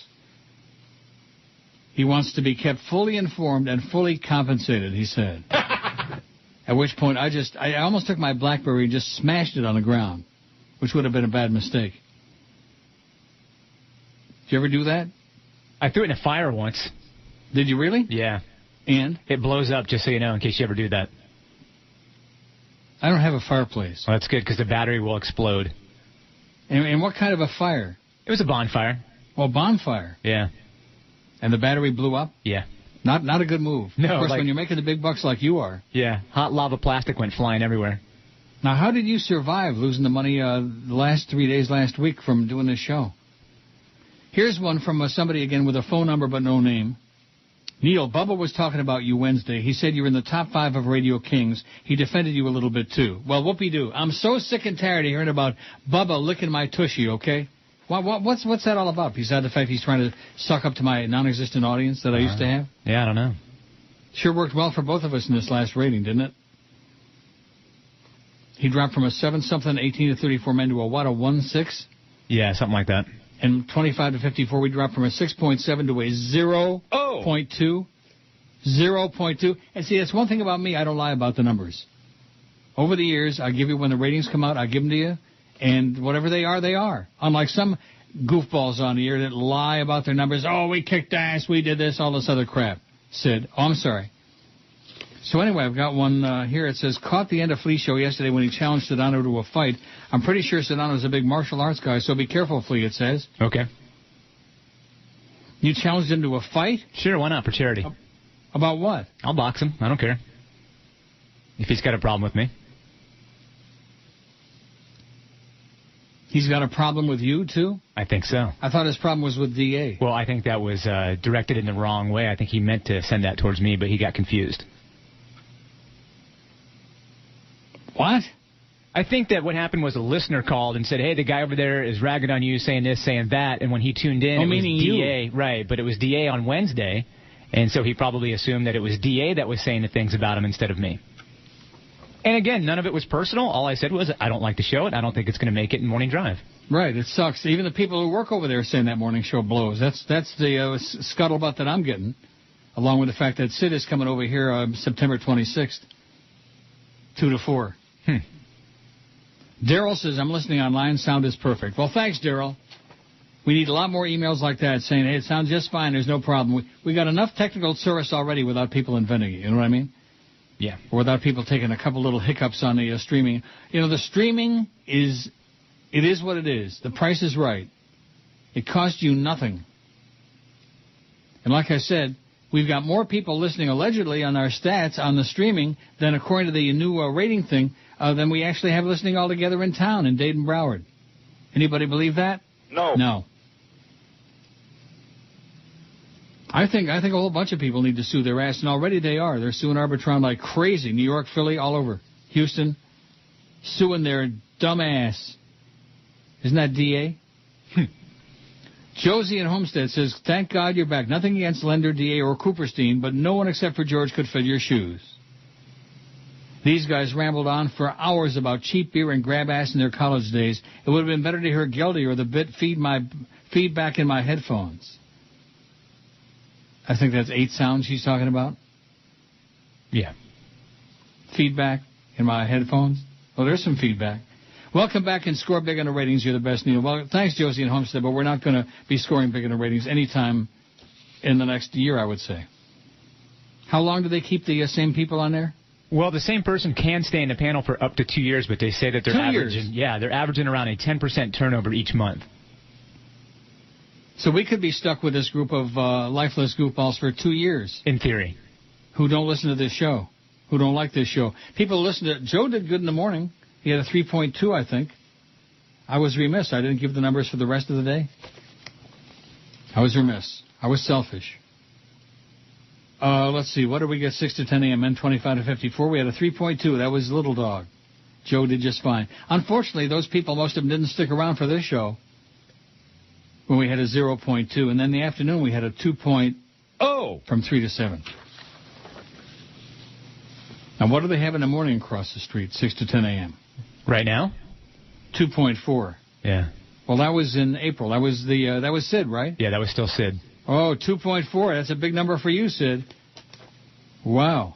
And what did they have in midday? They kicked our ass. Of course, everybody did. They had a 2.2. We had a 0.2. They had a 2.2. And the afternoon? Sedano. What? Oh, Sedano kicked our ass, yeah. Yeah. Big deal. 3-1 in the afternoon, and we had a 2-0. A 2.0. See, our morning and afternoon drive numbers, were they fell out about where you'd expect them to be, in line with the recent ratings books. But with us, we're supposed to believe the month of April, oh, geez, we hate Neil now. We don't want any part of that show. They all ran away. They all turned on us. And then, of course, in May, now that George got canned and all this other falderall that's been going on, which I don't want any more emails about, Norma. Leave me alone. I'm in the middle of trying to do a radio show. Flea is like an orphan looking for a home, for a studio. Norma says, do you think I would have sent you that email if Joyce had not already done that? Do you think I really wanted to deal with that not fully compensated event again? I don't care whether you wanted to deal with it or not. Don't say it. Then it says, I love you too, Norma. See, last night on the phone he's telling me he knows it's shtick and doesn't bother him. It bothers him. It bothers him that I'm not saying Norma Kent is the best attorney in the history of mankind. Okay, Norman Elliott Kent is the greatest attorney, the greatest legal mind in history. Okay? I say that with a straight face and in all due seriousness. Right? Wouldn't you agree? Yeah. The best. You got any legal tourists, call up Norma, okay? And by the way, make sure he's fully compensated, too. Please. This is Mark Morgan. It's the 12 to 1 hour on QAM. The 560, 360, where to go, what to do, how to get there, and why. Join WQAM at the George Rodriguez Effigy Burning Rally this Saturday night in Needle Park. Everyone will get lots of cool effigies of George to set on fire in the name of format purity. Then join WQAM at Zipless Sue's STD Buffet. Surround yourself with manly friends and false hetero confidence as you gaze upon hot chicks who won't barter for cool QAM prizes. Then wrap up the evening by joining WQAM at One-Eyed Willie's in Wilton Manors. Knock back a few strawberry Cosmos while watching ESPN in 3D. Ooh. Reach around for lots of cool thigh-rubbing fun. Okay, 12 noon at 560 WQM. How is he doing, Chicken Neck? Is he doing okay? You saw him Friday at the party? Yeah, he seemed fine. Was he crying? Was he, man, I need money, I'm starving? Was he doing that routine? No, he was in a good mood. Good. Did Ofer Shlomi show up? I don't think so. With his slap chop? Did he say you're going to love my nuts? Nope, I didn't hear that at all that night. That's in the spot. I know, it's great. Is it? Now you're starting to sound really gay, like some of the people are saying. Well. Stephen Kendall says, I listened on Thursday when DA, and I think Adam Cooperstein filled in. Who is this Adam Cooperstein? Who is this guy? He's a sports guy from NBC. Oh, my God. From Channel 6? Yes. Why can't you say Channel 6? Why do we always have to do this NBC 6 and CBS 4? What is that crap? He's the guy from Channel 6. It was torturous. Even Dick Cheney wouldn't have approved, says Steve. Despite Adam's several attempts to keep away from sports, DA was unable to do a talk show without constantly referring back to some ponderous sports topic. Well, there's some confusion then because Adam wasn't on Thursday. He was on Wednesday and Friday. It says, Yeah, John Linder was on Thursday. It was as if DA was handicapped, and I felt sorry for him. The show was extremely excruciating. Extremely, extraordinarily excruciating. Yesterday, Flea attempted to sound perspicacious and educated on various topics. Are you perspicacious and educated? I don't know what that means. But I couldn't pull it off. He couldn't pull it off. He's a poor substitute for George. That religious guy, Flea, was ridiculous, not in a good way. His voice was chic-like, and the show was at times painful to hear. That religious guy, Flea, you're religious? No. What does that mean? Not sure. I'll listen to the Flea show when you're gone. There's nothing else on, but please, Flea, educate yourself before discussing the topic. It also wouldn't hurt to start reading books that don't have pictures in them. Oh, not another message from Norma.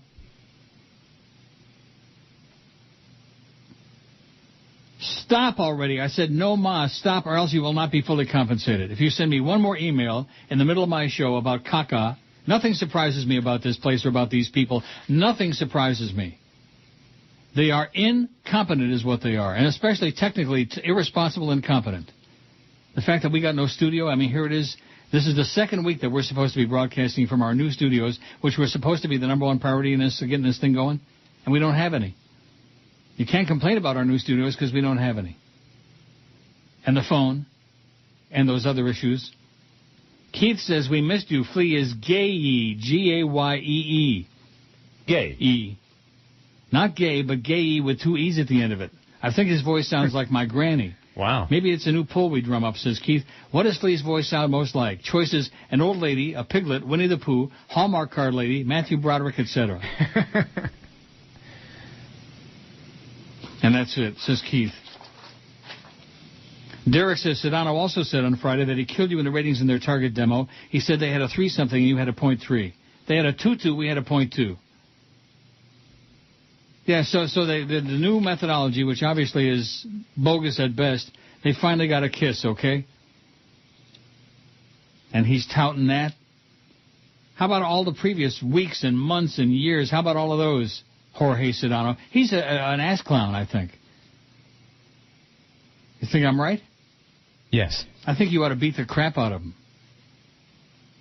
Are you serious about that? You want to do a boxing match for charity with George Sedano? I'll do it. Why do you want to publicize them? Why do you want to give them any publicity? Well, according to the ratings, they're ahead of us anyway, so. Oh, yeah, that's right. They're kicking our ass.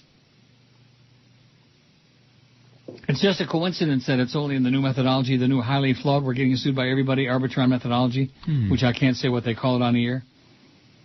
Boy, there's sure a hell of a lot of stuff we can't say on the air, isn't there? Mm-hmm. The Phantom Informer says, sorry to say, after the latest events, Real Radio in Orlando is no longer interested in your show. Oh, after the latest events.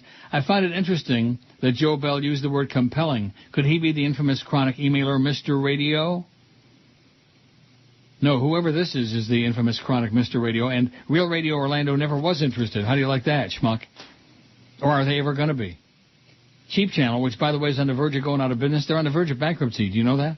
Makes sense. Couldn't happen to nicer, more deserving people. I agree. Cheap Channel.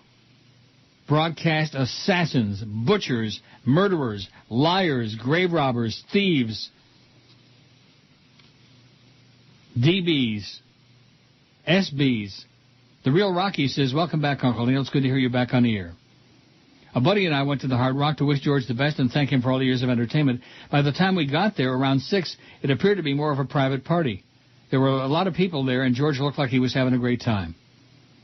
When it comes to the ratings crap, I'm on the road all the time, and I would say 7 out of 10 delivery drivers have your show on. I've received 1 rating book in all the time listening to my radio, and none of my friends have ever received one, says the Real Rocky. How do you like that? Although I like those diaries a lot. I say, let's go back to them, don't you? Yeah. Justin says, I hate Power 96, and the day they shut off their transmitters, the day I will dance naked down US 1. And O'Neill, what do you think about Jolly Jackass Joe Bell playing Russian roulette? I'm all for it. Says no major loss. You really expect people in your audience to like holidays? They hate everything else. Wonder what life must be for them if they have no life, says Justin Hokie. Then he says, oh, God. Whatever that's all about. I have no life. Mm-hmm. That's his, like, I don't know, like 400th email today. And he's talking about other people having no life. Come on, Justin, get a search party. Christmas 131, Thanksgiving 126, I hate holidays 100. We've got 545 votes and 100 people say they hate holidays. So I guess they don't have a job. Because if you have a job, you got to like holidays. Right? You got to love them. Yeah. Here's one that says, from Kimberly, I thought I'd tune in at 10 o'clock, hear Cooperstein and DA for about 10 minutes, and then try the next day and finally gave up last week. Any chance of adding a stream or some other feed so we can see you in the studio and you can hold up stuff on camera? No. Flea sounds like he's being made to do your show. I think he detracts from the show and adds nothing at most. A friend went to Hooters to get Marlin tickets, and the black guy named Ben was there, just sitting there at a table telling everybody they were all gone. What a promotion run at the same time as George's party was. Did you have a promotion going on at the same time as George's party? No. How's the Dow? The Dow's up 160 points. It rained all weekend, so I saw that Smithsonian movie. It was okay, not great. But a large man threw himself in the seat in front of me, and the seat went backward and slammed into my knee. I think he was drunk. Then I rented Paul Blart Mall Cop, which was just as good. Who had big numbers? Norm gets too much ear time, says Kimberly. Well, if Norma would stop emailing me, Norma wouldn't get any, although I did take the time to tell you that story about the fully compensated, and I think it was well worthwhile. Right? Yeah. Oh, here you go. Here's one. And it says no name. Isn't that always a good starter? Oh, good yeah. Starting point? From no name. Ron from Miami says, this piece of crap town knows nothing about sports. Nobody wants to go to Little Green Teeth, Havana town for a baseball game.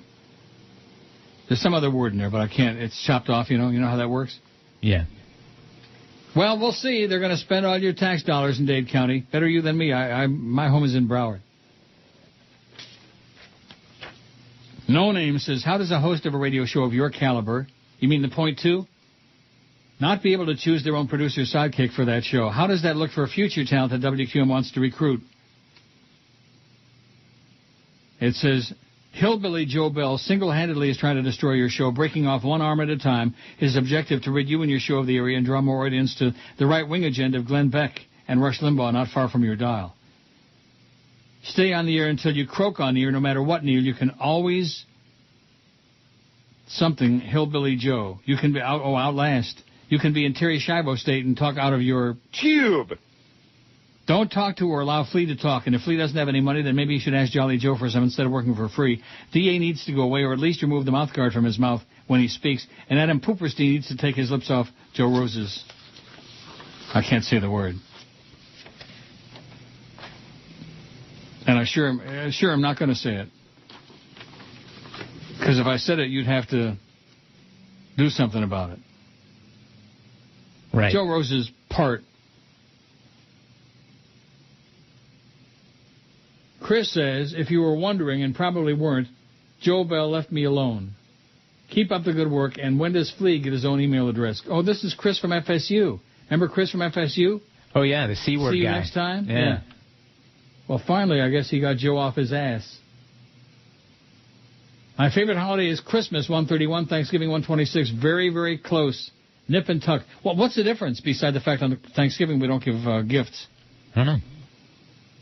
Don't the Goyim eat the same, like turkey and ham and stuff on Thanksgiving and on Christmas? I would think so. What do you mean you would think so? You don't know from the Goyim? I haven't been over everybody's house for Thanksgiving. I hate holidays, 101. Ham. Ham with, what's that stuff they smear on it? On ham? Yeah, on ham. When they slice the ham, they put, what do they put on it? Cranberry sauce? No, cranberry sauce on ham? Oh, I don't know. I just put mustard on ham. Oh, yeah, like on a ham sandwich. Oh, ham yeah. and cheese. Honey-baked ham with a little mustard. That'd be good. Ham and Swiss. I'm going to make some Chinese during the break. Really? Well, I've got some from yesterday, from last night. I ordered a delivery. And, of course, I couldn't eat it all, so I'm going to, put some on a plate and nuke it. That's nice. What? And then I'll eat on the air. We can get that 0.2 down to a 0.1, or maybe a point. Yeah. Maybe that's why they put DA on last week.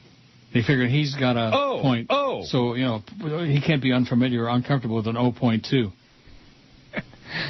April, the whole Neil Rogers audience vanishes. They disappear.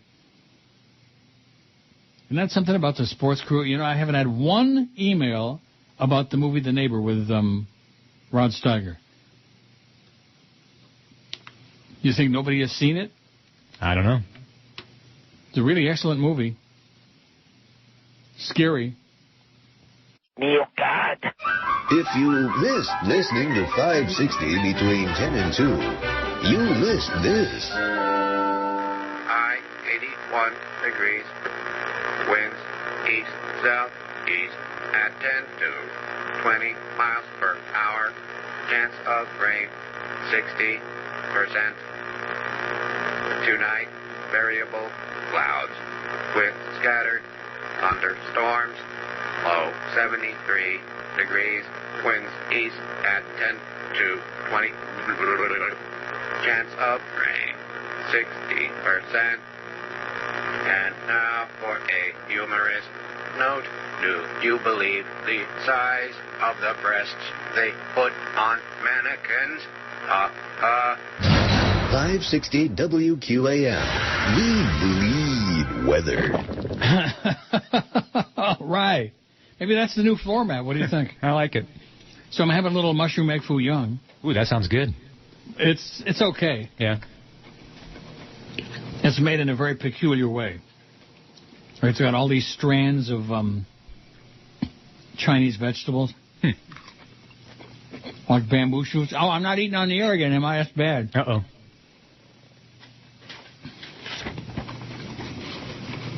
Here's one from Mr. Highlight. You know Mr. Highlight? No. I don't either. Welcome back, Uncle Neil. Hope you didn't lose your acid woodbine during your mini vacation. No, I actually did not. On the 2-cent quick hit, I got 7 quick hits, $1,167. Not too bad, huh? You ever play quick hit? No. You're not a slots guy at all, are you? At all, no. I play blackjack. Well, that's more manly, you know. Here it says, please sounds like my 12-year-old son. And please tell Mary at the Holiday Inn she's a sellout. Boy, Mr. Highlight's got some issues. Shirley Yan, you know, she's the lady that gave George the money at Gulfstream that one day. Remember? Mm-hmm. She gave George a bag of money. She says the Alien tapes were better. I guess referring to last Wednesday through Friday? Yeah. I guess. Or maybe yesterday, I don't know. Could have been. I don't know, Shirley. Be more specific. Oh, guess who died? Who? Robert Furchgott. Careful how you say that now. Yeah. Scientist who won a share of the Nobel Prize and whose work helped lead to the development of Viagra died. He was 92. You know something? 92 is old enough for anybody, but in his case, I would like to dance on his grave only because of all those damn spam emails I get. Do you get a whole bunch of them, too? Oh, all the time. God. 1 million a day. Someday I'll be thicker and wider. Well, huh? Someday I'll be thicker and wider. I don't want to hear about it.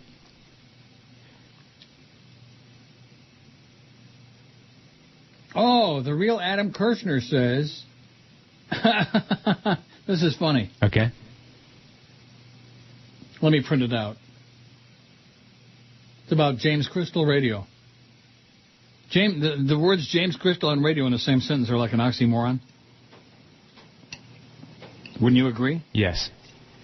James Crystal Radio. That's Norma's buddies over there. Light bulb light. Don't be talking with your mouth full now. I got a whole bunch of this stuff. I didn't heat it up long enough, though. Oh. So Adam Kirshner says, sorry to hear about the ratings. WQM has run its course, but the answer is certainly not James Crystal Radio. They can't afford a new bottle of water in their water cooler, no less than the salary you would command. How are they able to move into new studios is beyond anyone unless the old landlord who they owed back rent to simply padlocked the door, thus forcing James Crystal to move. And I guess radio's king snake in the grass, Steve Lappa, promised his new landlord the moon and won't even up paying a grain of sand until the new landlord gets the padlock out. And then there are the tons of lawsuits against James Crystal that have kept the owner, James Hilliard, out of the country and dodging the sheriff. Norma Kant once did a pathetic show at JC, and then Lappa threw him off the air. I didn't know that. Oh, that's right. He was on 850 briefly for about 5 minutes. Can we not talk about Norma Kant today? Because then he'll start emailing me again. I have no problem, whatever you want to say, but he'll start emailing. Annoyingly. And then he'll want to be fully compensated for his time. What are you smirkling about? Because that was just a crazy email that he sent. No, it wasn't an email. It was a comment during a phone call. Oh, okay. It was actually hearing his voice saying it. He wants to be kept fully informed and fully compensated. Was that an attempt at humor? No. Oh. Well, he was dead serious. He claimed last night that he was just kidding. Squeezing for money. There are fewer things in life worse than people squeezing you for money. And, of course, the big bucks you're making. Well, it's your own doing. Yeah. You're the one who agreed to do this for free. That's true. Flea. I could be sitting at home doing nothing for free. If you would have said, no, I want $100,000 a year to do George's job, George would still have a job. Oh, sure. Well, how does that thing fit? How does that noose fit around your neck? Tight? Yeah. Don't forget that list of phone numbers tomorrow. I'll send it to you today. Will you really? Yeah, as soon as the show is over. Wow, Frankie in South Carolina says, I was just in Miami. You can't complain about the signal of QAM. There isn't one. I think that would be high on the priority list for management, but then again, what do I know? I think you should come out with bumper stickers that can be a new way of checking out the ratings. Send Flea out to Biscayne Boulevard. Have him count the number of stickers he sees. Let us know what corner he's on so we can give him a little scare. Frankie says, I don't like Flea. He seems a little shifty-eyed. One of those two-faced guys on radio, not to mention he couldn't do an entertaining show to save his life. Hope you survive this new ratings fiasco. Sounds like a raw deal, says Frankie. I'll survive, Frankie. I'm a survivor. Yeah, this is, talk about stealing old material. Somebody sends me this. On the doctor who helped develop Viagra, I heard they weren't able to close the casket. A tisket, a tasket, they couldn't close his casket. Likely story. You know how old that is? Yeah. Older than Methuselah. Even Eddie Cantor wouldn't use that joke. You know Eddie Cantor? Not really. With the buggy eyes? See, that's one of the good things about being old, is you remember a whole bunch of crap, and all you young whippersnappers, you don't know from it. Eddie and Ida Cantor. If you knew Susie, oh my God. Was he a talent or what? No. Well, that just stimulated my appetite. I'm going to go make, during this next break, a whole bunch more. Mushroom egg foo young. You like egg foo young? Yeah, it's good. I bet it's good for you, too. Anyway, getting back to Robert Furchtgott, who helped lead the development of Viagra. His daughter, Susan Furchtgott, confirmed to the New York Times the pharmacologist died in Seattle last Tuesday. He worked with the gas nitric oxide, which led to new research in cardiovascular functions. Nitric oxide had been known as a pollutant that contributed to smog and acid rain. But research by Furchtgott and others found it was an important signal in the cardiovascular system, mediating blood pressure and blood flow. The scientists were awarded the Nobel Prize in '98 for providing the first proof that a gas can perform important biochemical functions in the body. Oh, I've got some good gas sounds for them that we can't play. The discovery of the ability of nitric oxide to enlarge blood vessels was a factor in the development of the anti-impotency drug Viagra by Pfizer, Inc. Furchtgott, who was born in Charleston, South Carolina, earned a chemistry degree from University of North Carolina and a doctorate in biochemistry from Northwestern University. He taught and researched at Cornell, Washington University, and SUNY Downstate. And now, at the age of 92, he's dead. No more popping pills. There must be an awful lot of limp guys out there, because with all these damn spam emails we all get, they must be selling it to somebody. Oh, yeah. Soft Cialis, hard Cialis, mediocre Cialis. Oh, there's Sonia Sotomayor, your new Supreme Court Justice. She'll get it. Inspired by the achievement of our founding fathers. A Hispanic woman. Do you think that the Republicans are going to have the cojones to vote against her? I don't think so. No way. They've only got like about 50 people left for them anyway. And they all listen to IOD, by the way. Isn't that pathetic, right-wing talk? Mm-hmm. What does it tell you about this market? At a time when Obama and the Democrats won the elections by a landslide last November, and in South Florida, right-wing talk is still going strong, man. Comunista, comunista, comunista. Better you than me. O'Neill! Howard David's a bitch. Absolutely. It's been brought to my attention that your ratings are dying now. Well, that ought to show you what a big asset I was to you, and how. You thought you could find somebody good enough to fill my baggy pants? It ain't easy. There ain't no chance I'll ever be coming back. Outside of considering a lucrative contract. If you want to know what'll save you from shutting that transmitter down, why, that's easy. Sure. All you need is Mo. All you need is Mo. All you need is a show.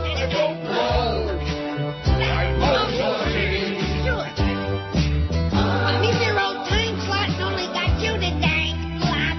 Despite that, my ratings have bottomed out in the tank. Which radio has a revolving door for the gayest of the woods and squeaky? All you need is Mo. Now see here. All you need is Mo. And the morning. All you need is a show.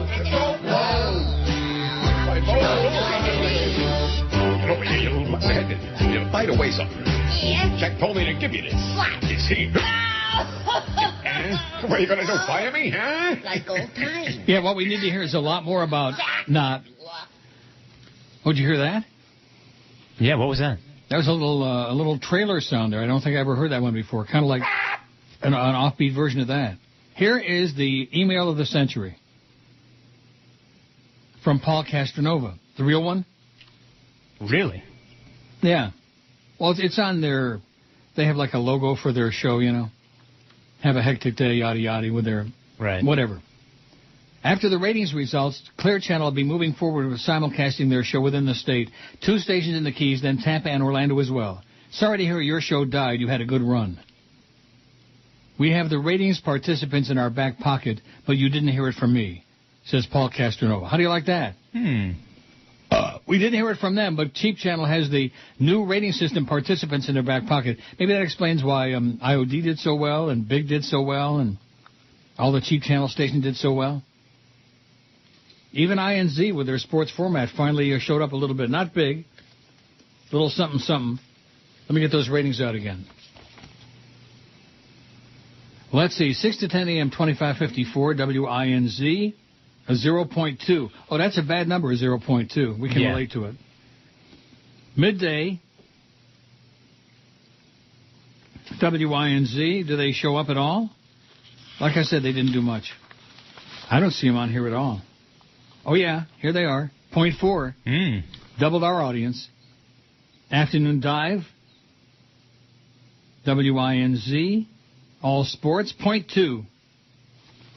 Like I said, not too exciting. But Paulie says that the Cheap Channel's got the participants in the new rating system in their back pocket. Sure looked like it. Yeah. Sounds like cause for investigation to me, Paulie. It really stinks really, really bad. I'm saving this one. I'm going to frame it. Don't tell me we're done with the emails. I got old ones from last week when we weren't on. And I got this thing about in France, they're suing the Church of Scientology. They're taking them to court. I had more egg foo young, mushroom egg foo young there during the break. Oh, yeah? And you know what I'm going to do during the next break? Joyce. No, I have a little more. Oh, come on. I'm not that... My body isn't that sensitive.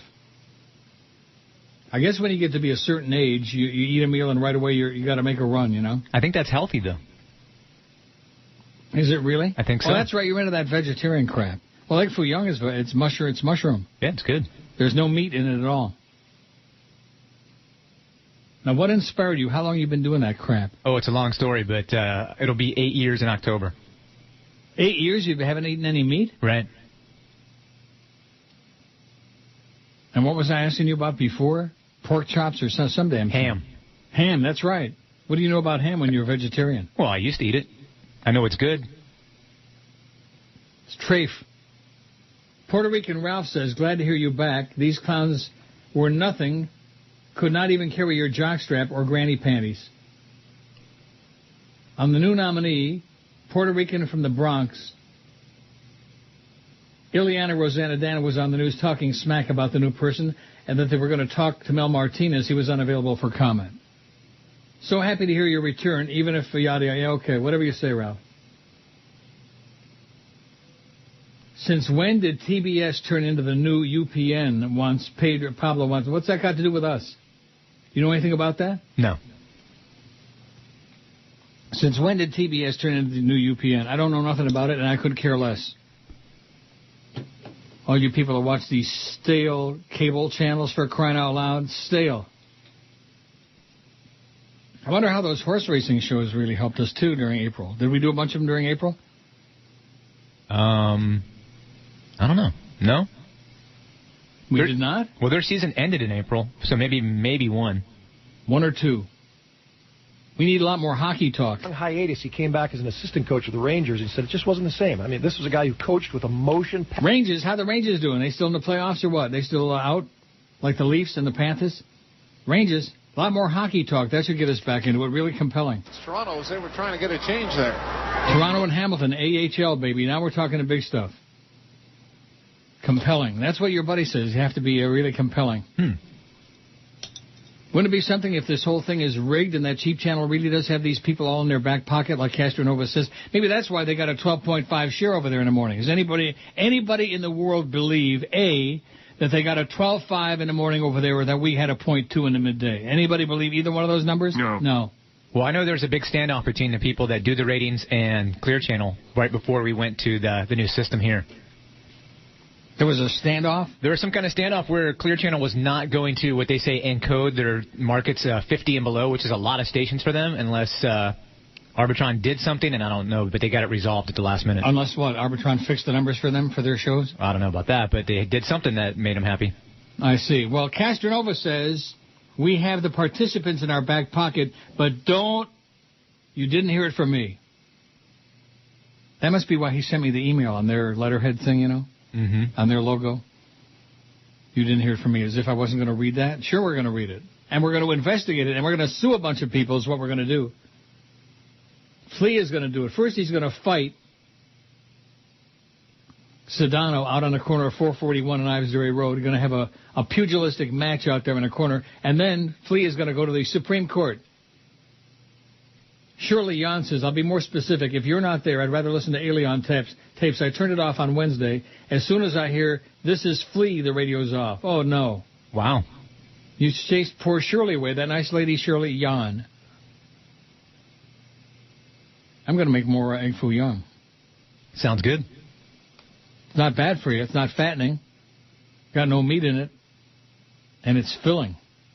And I think Chinese food is mostly kosher, too, wouldn't you think? A lot of Jewish people eat it. I know that. If it's not kosher, it's at least halal. You're listening. Push the button, Max. Hi, guys and gals. I'm Alaska Governor Sarah Palin. When I'm not shooting caribou from a helicopter hovering 50 feet off the ground, I'm a 44-year-old wife, mother, and future grandmother of an illegitimate child conceived out of wedlock. But I'm also an endorser, and I'm here today to tell you folks about an exciting new perfume for you gals out there. It's called Pentecostal Perfume. Named after the religious practice I no longer associate myself with due to its controversial nature, Pentecostal perfume will make you smell divine and make you speak in tongue.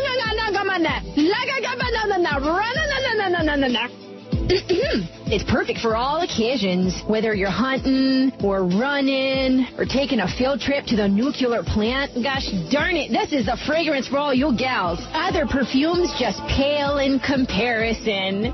I'm Sarah Palin, and I approve this fragrance.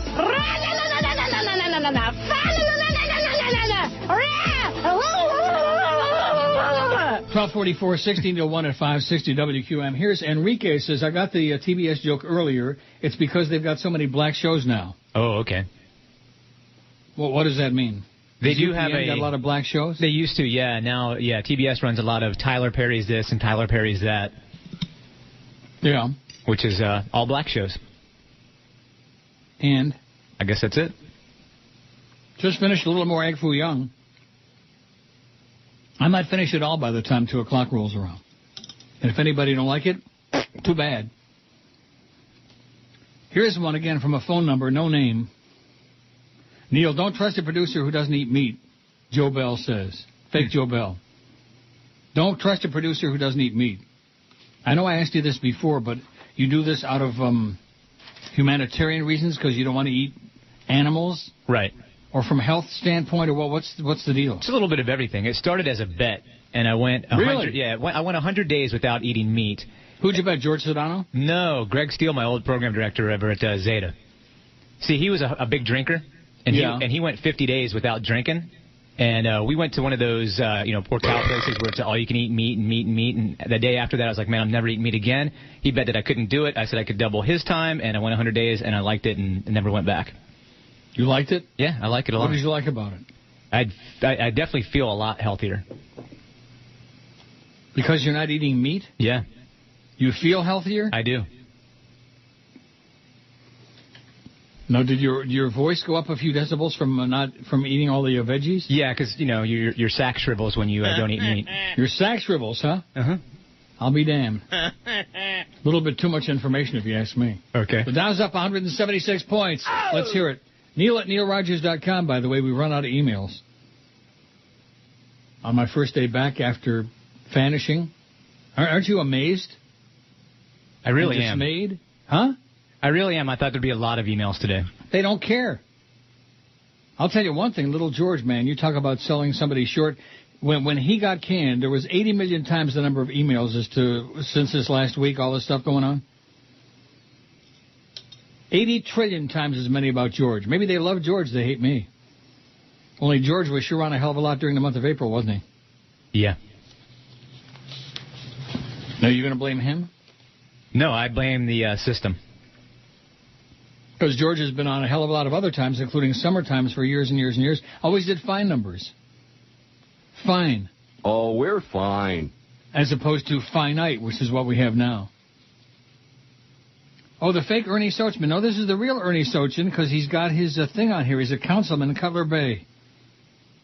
The real Ernie Sochin. That is amazing. It says, one of your listeners said you were wondering what I was doing. I'm flattered. Do you remember Ernie Sochin? No, obviously not. No. Way, way back from the old WNWS and WYNZ days. He used to do biorhythms. He was one of my guests. And then he got himself, like, weekend talk shows doing biorhythms. You know from biorhythms? Yeah. Anyway, he says, I'm flattered. First, I must say that I miss the good old days of talk radio. With you as the exception, there is virtually nothing worth listening to in Miami. I spend my time on WDNA now. Why the folks in Radioland think having hours and hours of sports talk on every available station is a good strategy beats me, but they own the radio stations and I don't. I'm still involved in politics as councilman for the town of Cutler Bay, 42,000 and growing. I was reelected last year, have about 3 more years to go before I'm termed out. Will I run for another or higher office? No, according to my wife, but I'm still thinking. Why not a fat old gray-haired Jew in the White House? I did find my missing sock, but now I can't find the original one, the story of my life. On the serious side, I still work a couple of days a week for an electronic company, write columns for a national magazine and a local newspaper, and spend way too many hours being a politician. I have 3 grandkids that also manage to keep me busy, still play tennis, ride my bike, go to the gym, and ingest dozens of pills every day. Join the club, Ernie. I'm truly glad you managed to survive the radio mess. It is no doubt due to your great talent in the business. I still envy you. Says Ernie Sochin, councilman, Cutler Bay. Thanks, Ernie. He found one sock. He can't find the other one. Yeah, he did a show one time on socks. You know about how when you do the laundry, you always lose one sock or whatever? Can't find them both? Mm-hmm. He did a show on socks, and that became like the talk of all the old yentas. Oh, my God, it was such a wonderful show. Ernie Sochin talking about socks. As opposed to some of our guys talking about jocks. All of our guys talking about jocks. Like on Wednesday. Oh, here's one, speaking of that. From Cash. He says, the worst fill-in show ever. Ever. Today's show, this being last Wednesday, May 20, had to be the worst fill-in show for Neil Rogers in its history. I've been a listener since 1993. It was so clumsy and awkward from the get-go. D.A. and Adam Cooper Steinmanberg were absolutely embarrassingly bad. After that big, smelly, disgusting load of crap they laid from 10 to 2, they should quit and go to work at McDonald's if they could even cut it there. I can see why D.A. gets the in the nighttime. He should owe points. There was no mention at all about where Flea was or why he wasn't on the show. The Beast, whom I previously considered the worst fill-in to date, in my opinion, would have been better off doing the show than these sweaty, jock-sucking sport holes. Way too much about... After listening to these talentless clowns today, they made the Beast seem like the best in the business. I tried desperately to find something else to listen to on the radio. Since I'm in the office, my radio is my only source of escape from work. After finding absolutely nothing, I decided to turn the radio off completely, and it was better than listening to these ass clowns trying to do a show in your absence. Listening to them was worse than nails on a chalkboard. I'd rather listen to Lenny Martez giving English lessons. I've had a glimpse of radio without you, and damn, it's scary. So stay healthy and stay away from the ice cream so you can be around until you're at least 100. WQM is a joke of a radio station. I miss George and hope he finds his way on the air somewhere locally. Joe Bell is the Antichrist and should be fired immediately. Absolutely. I'm thinking 790 must be paying him off to run the station completely into the ground. Thank you for keeping me from making the mistake of getting into radio. And then it says, at the end, only 3 doys. How do you like that? He says it was the worst swill in history. It was mung. That's bad. Tony says, if the 2 bozos that filled in for you yesterday are a glimpse of what's to come this summer, please count me out when they're on the air, this being about Wednesday's show. I've listened to you since 93 when I drove a Dade County-issued vehicle. I'd only had an AM radio. I thought they had condemned me to hell till my search on the AM dial ended up on WIOD at that time. I've enjoyed listening to you and George ever since, but this is the last straw. I will continue to listen to you and promptly switch to whatever station picks up George if you don't happen to be on at the same time. Cooperstein and B.O. or whatever his name is. B.O. All right. Stunk up the joint in the worst possible way. I truly believe even Flea could have done a better job. What a bunch of sports homos. Even you could have done a better job. He says. That's amazing. Keep up the quality radio. You're one of the few glimmers of hope, signed Tony. P.S. Don't know if you remember Dennis Zabaglo from the hockey days, but he was a fellow county inspector. Always spoke highly of you. I don't know who that is. Dennis Zabaglo? From the hockey days. I guess from the old Miami Arena days. I guess. Panthers. We love the Panthers. How they doing in the playoffs, by the way? Oh, sorry. I see Mike Keenan got canned again in Calgary. Good. He's an ass clown. And Phantom Informer sends me this long article from the Orlando Sentinel. What went wrong with radio personality Shannon Burke?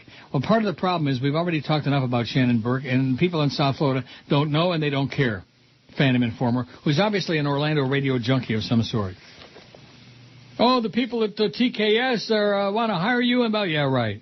Go away. Don't go away mad, Phantom Informer, fake one. Just go away. God. Oh, here's a bunch more. Aren't you excited? Oh, yeah.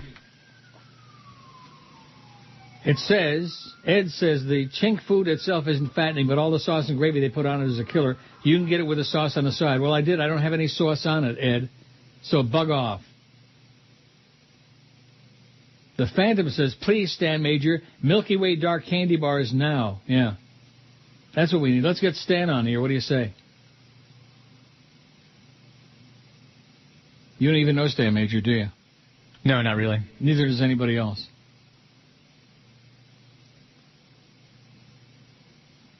Neil, I've been out of town, wanted an update on George. Has he found anything yet? Thanks, says Mark in Georgia.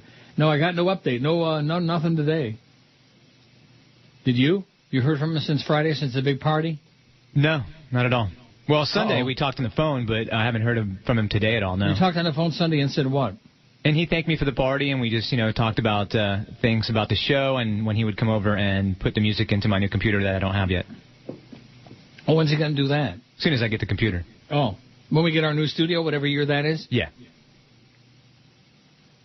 Oish Moy Jew says, face it, Joe Bell will do as he pleases, and no amount of complaining from anyone will change anything. So just keep giving us the great entertainment and ignore the a-hole. Let the listeners compensate Norma the way they think you should compensate George. Hold your breath, Norma. Did George find a job? Life is good for Norma, it says. It says Oish Moy Jew.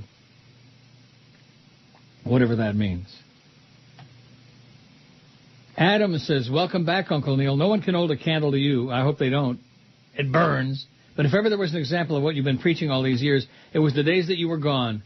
DA and generic sidekick were pretty bad. But despite being bad, the fact that we're talking about sports, that we're not talking about sports for 4 hours, and we're actually talking about pop culture topics and current events, made it at maximum tolerable. Had they been talking about nothing but sports, my radio would have been shut off immediately. Talk radio about anything but sports is better than sports ad nauseum, says Adam. How do you like that? I would concur with that. Welcome back. Replacements sucked, says the fake Patrick Kane. Oh, by the way, the Hawks are done. Adam Cooperstein, it says, is related to the big dog, Joe Rose. Is that true? Related? No. Adam Cooperstein? Joe Rose ain't Jewish, okay? I hate to break the news to you. No, they just work together at NBC. Oh, they're like bunk butt buddies from NBC 6? Right. NBC 6 and CBS 4. Nobody says ABC 10. Ever since Sandy Payton ran off with Ann's body. Oh, I shouldn't do that. I'll get another hostile. And you're right, by the way, Jimmy Syphilis. I'm not reading your crap anymore. See, let me say it again. The purpose of taking the emails was not to sit here and take abuse. I know that comes as a great shock to a lot of you ass clowns out there. That was never the purpose of taking phone calls, taking emails, to sit here and take abuse for 4 hours. Doesn't that come as a great shock? No. I know. What a concept. Think about it. Not just the 1 to 2 hour. It's a phenomenon. The following is a paid public service announcement from the International Rifle Association. Let's face it, most of us will never be rich. Hell, we probably won't even be successful, and that's pretty damn depressing. But, as usual, with every problem, there is a solution. Hi, I'm Jim, and I'm here to tell you a little something about handguns. They scare the shit out of people and intimidate them into giving you whatever you want. That's right, handguns. Think about it. Need some cash? Rob a bank. Don't have enough money for beer? Hold up a convenience store. Take some chips and pretzels while you're at it. It's all free if you've got a handgun. Some son of a bitch cheating on your girlfriend? Kill him. It's a simple solution to life's complex problems. All you have to do is wait the 5 days for it, and happiness is just around the corner. Hell, if you don't want to wait the 5 days, who cares? Buy the damn thing off the street. Just buy a lot of handguns. It's a great alternative to working problems out and can be considered a population controller. Yes, handguns. They just might make you famous. Yeah, I think I'm going to come in there with a couple of handguns, start shooting the place up to celebrate the new building. Sure. When we get our new studio, to break it in. What do you think? Okay. Make sure I'm on eating it. More egg foo young, by the way. Uh-oh. Mushroom egg foo young. It's got carrots in it and bamboo shoots. Speaking of shoot. Harry E. says, Neil, it's good to hear your voice again, although without 19-year compadre George, it's like half of a show. It's a typical QM screw-up that they never provided any explanation for you or Flea's absence. I had to read about it in the Herald Online. The complainers about your fill-in last week are 100% correct. They are... I have no life. No. Absolutely correct, sir. The May 0.0 rating will be accurate due to no listeners last Wednesday through Monday. I hope George hits it big. He deserves it, and I know he's thankful to you for the opportunity you gave him. Lastly, I'm sure that Joe Bell, the C-word Joe Bell, is really happy with your latest ratings, since in his mind, if you can call it that, ratings don't matter. What an embarrassment to broadcasting. He must have all the naked pictures. There can't be any other explanation how he can survive. Well, this is Harry in Sunny Isles Beach. Thanks, Harry. Jesus says Adam Pooperstein looks like a giraffe. Is that true? No, I don't think so. He's skinny, though. Is he? Yeah. I'll tell you one thing. He sucks on the air. He makes DA sound like Walter Cronkite. And that's why we put him on. As little George would say, if they like it, it's going to suck and it's going to fail. And I think you were right about the Joyce aspect of eating all this egg foo young. Yeah. Uh-huh. I'm starting to feel a little thunder down under. Uh-oh. Mm-hmm. Oh, here's some more crap. It's coming. This is Larry. What can I say that everybody else hasn't told you? They were real caca. Not that they can hold a candle to you. It just kept on going back to sports. But the bit with the sticking a hand in the toilet was funny. Says Larry. Sticking a hand in the toilet? I don't know. I didn't listen. Oh, that was the story. I got that story in my pile. Some woman at a ball game stuck her hand down the toilet at a Mets game. Oh. You didn't hear that story? No. The fake Doug says, don't ever do that disappearing act again. Welcome back. Those two goofballs on last week were a perfect example of how not to do a talk show. They tried, but they're no Neil God. They would say something and repeat it 2 or 3 times like I was hard of hearing. Thanks for you, says the fake Doug. Jimmy Dworsky.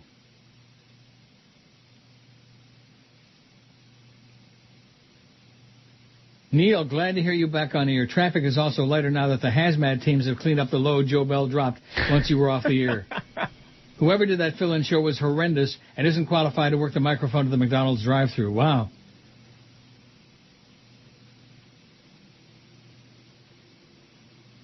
There still isn't one person who saw the movie The Neighbor with Rod Steiger. Not one. I mentioned at the top of the show at 10 o'clock. Yeah, he died actually July 9th, 2002. Rod Steiger? Yeah, and some of the other movies, End of Days, Crazy in Alabama, Mars Attacks, The Specialist. So he's done some good films.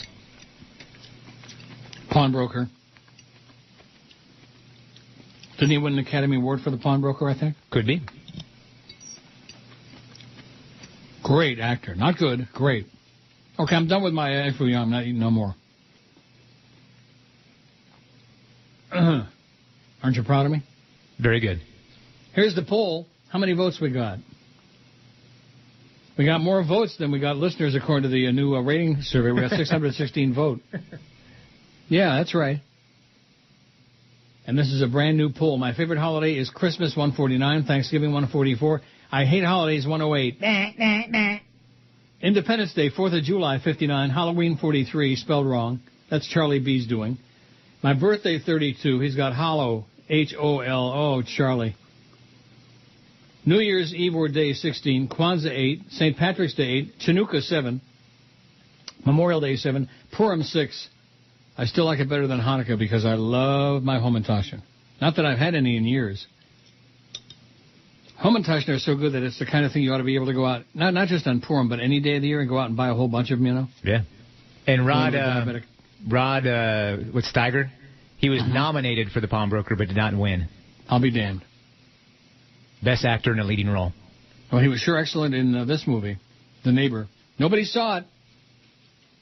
Of course, back in the day when we had an audience, I bet I would have had 20 emails about it already. But now that we got our .2, now that Clear Channel has put the big fix in on the new system, how do you like that? Castronova says, we have the participants, the blank participants in our back pocket, but you didn't hear it from me. Well, they went from a 7 to a 12, so. 12.5. A 12.5 share. Is there anybody on the face of the globe, anybody in the universe who believes it? No. The voice of Mickey Mouse for over 25 years and a certified Disney legend, Wayne Allwine, passed away last Monday, May 18th, at the age of 62, due to complications from diabetes. Allwine was also sound effects editor and Foley artist for Walt Disney Studios. What does that mean, Foley artist? You know what that means? No. He's survived by his wife, Russie Taylor, who incidentally has been the voice of Minnie Mouse since '86. He had been the voice of Mickey Mouse since '77. I thought the voice of Mickey Mouse was, or I'm thinking of Bugs Bunny. Mel Blanc. Mel Blanc, yeah, he did a lot of the voices. The lineage of the mouse is as follows. Walt Disney was the first voice of his studio superstar. In the 40s, when Walt got busy and hoarse from smoking too many faggots, he began handing off some of the voice chores to one of his sound effects editors, Jimmy McDonald. The last known time Walt spoke for Mickey was the lead-ins and animated wraparound done for the Mickey Mouse Club in 1955.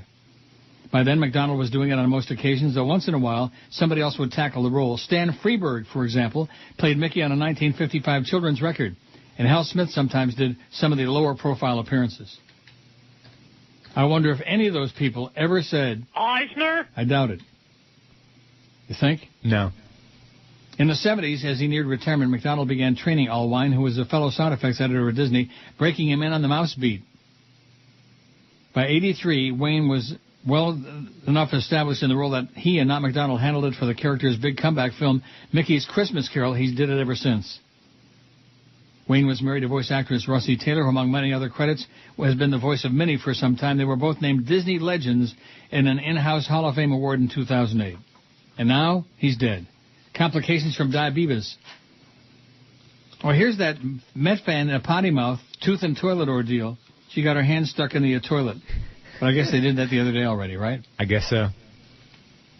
Oh, Norma Kent, I told you.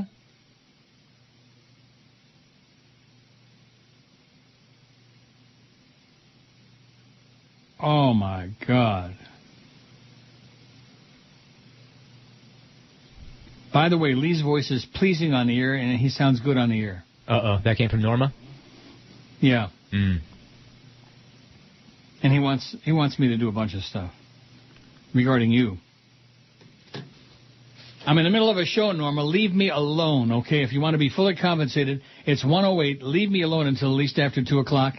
You silly person, you... You fairy. Yeah.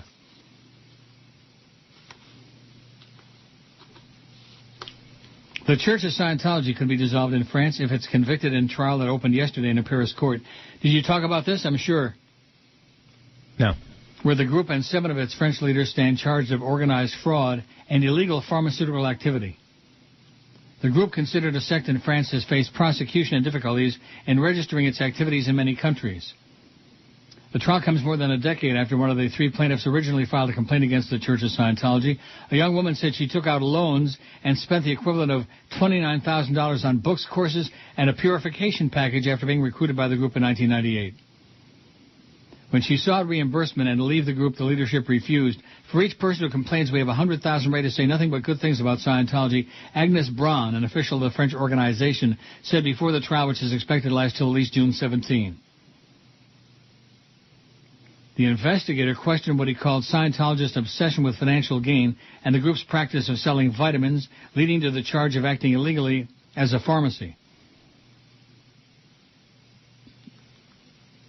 Yeah, I know. I'm already taking care of that, Flea. Relax. Okay. I'm way ahead of you. Just calm down. Too many buzzings here on the damn BlackBerry Day. Not you, but I'm just too many Norma Cants. I guess he wants to be fully compensated and fully talked about. Go away, Norma. Patrick Massaneuve, lawyer for the Church of Scientology in France, dismissed any organized fraud, although he acknowledged there could have been some individual abuses. The discovery of a pedophile priest doesn't allow us to question the entire Catholic Church, he was quoted as saying in the L'Express magazine ahead of trial opening. And it goes on and on. Screw them, okay?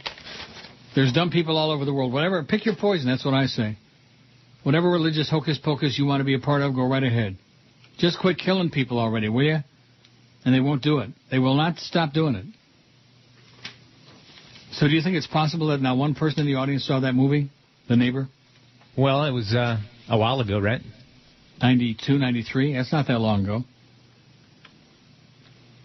With all the old farts that we used to have out there. Maybe all our audience died in April. Do you think that's possible? Maybe that's what happened. They all died. I better talk to Ellie Brecher over there at the Herald about, she's the obit lady. Mm-hmm. If there was a sudden flurry of deaths in April. But you know what Castronova says? Oh, here we go. Tim says, No Way to Treat a Lady was my favorite Rod Steiger film. You'd like it. Very funny murder mystery. Look it up. I'm not sending a link. Also a Foley artist does sound effects in movies. Well, thanks, Tim. Now, see, Tim is informative there. A little education, a little information.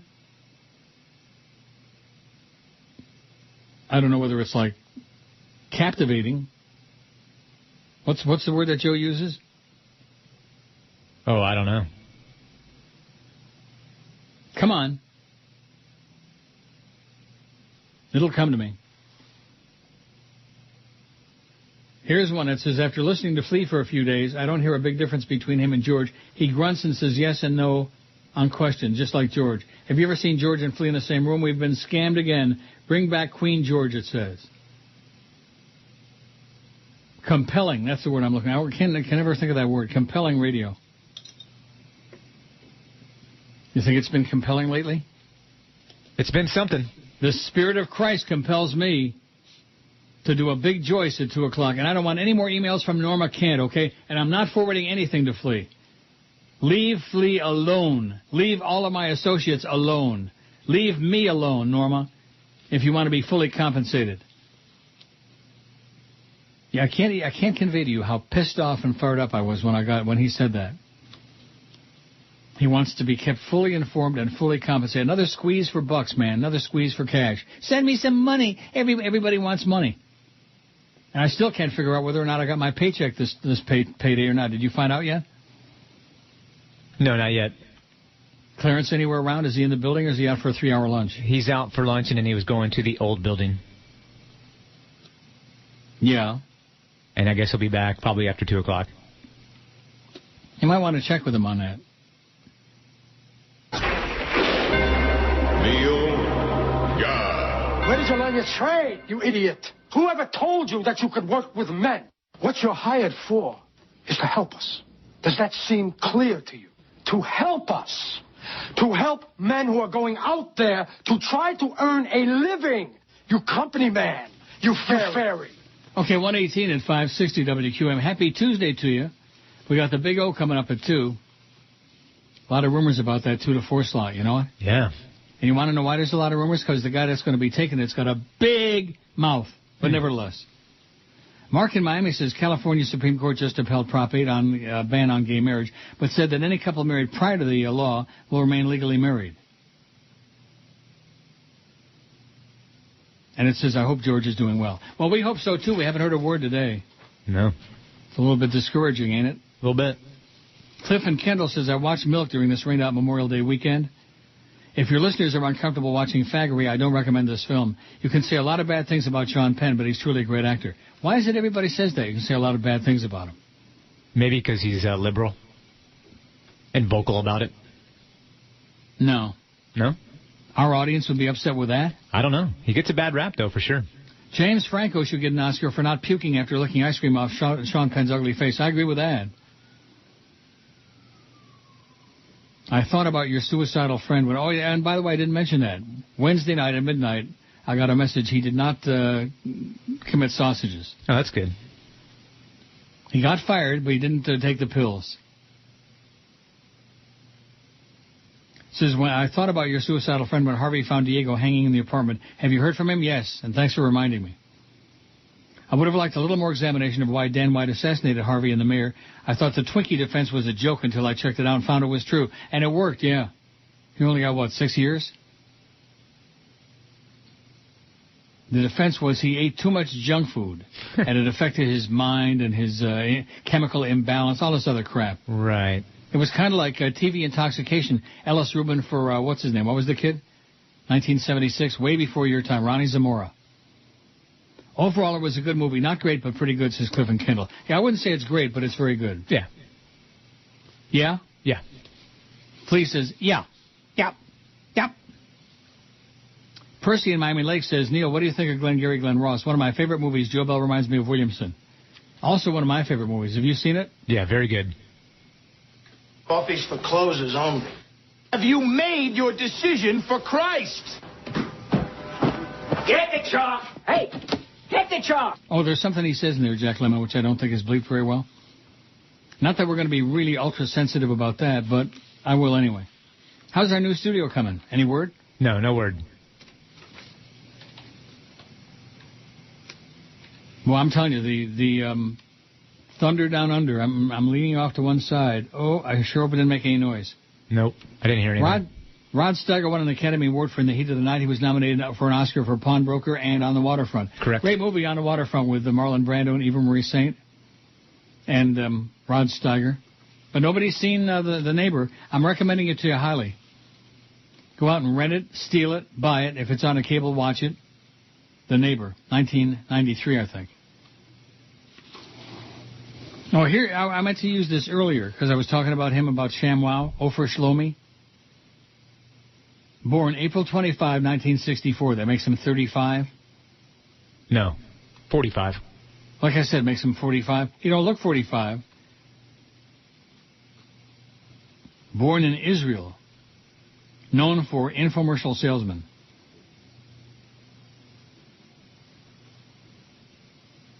In 1999, as a writer, director, and actor, Ofer released the underground comedy movie to scathing reviews. The New York Post said it may be the least amusing comedy ever made.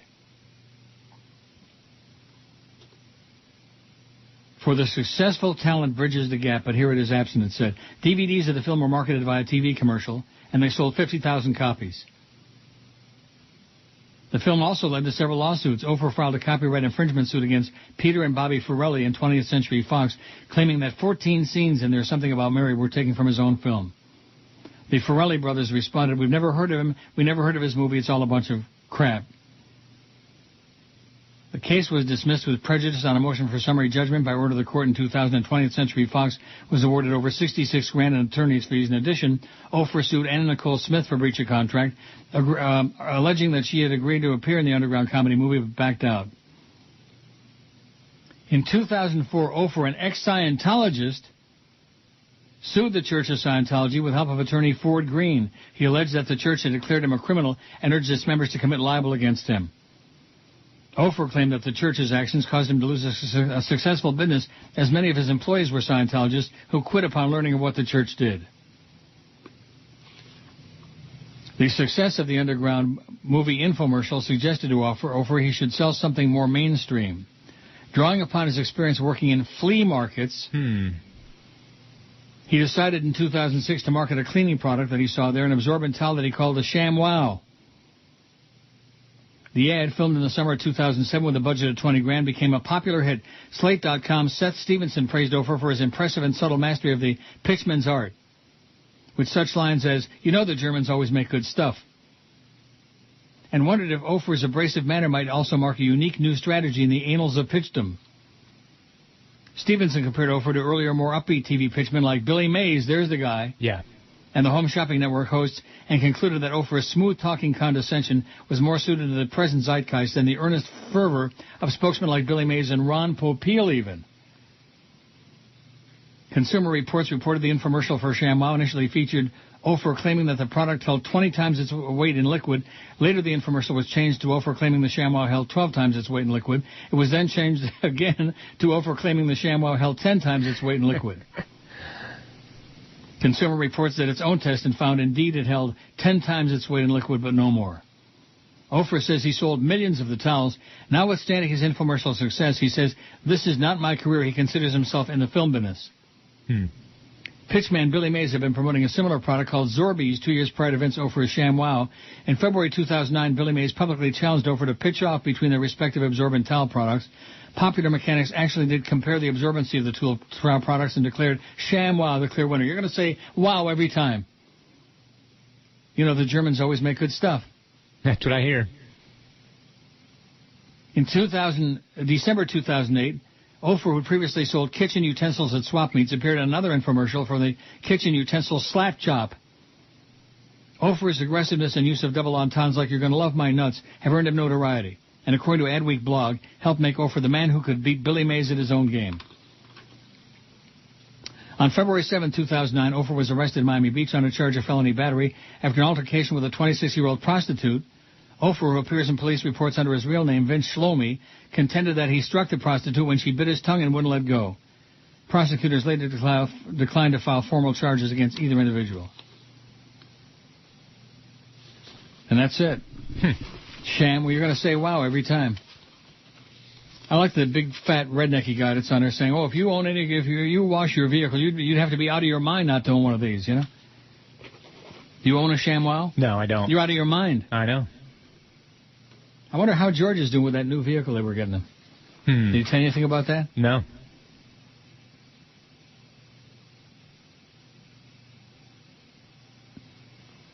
Here, I got something for you, though. Hang on. Yeah, what's that? Hi, it's Vince with slap chop. Oh, he's slapping it. Yeah, Vince is still slapping it.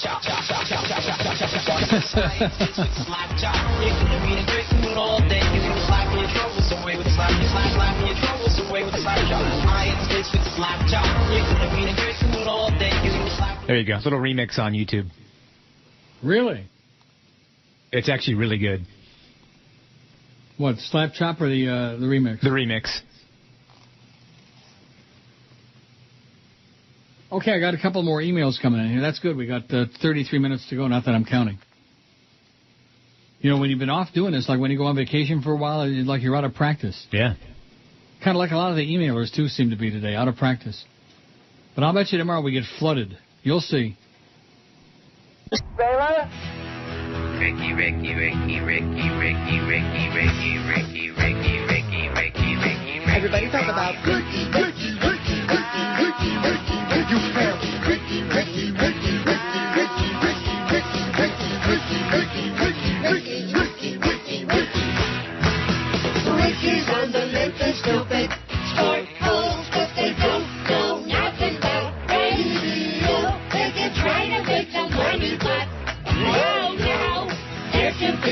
talking sports.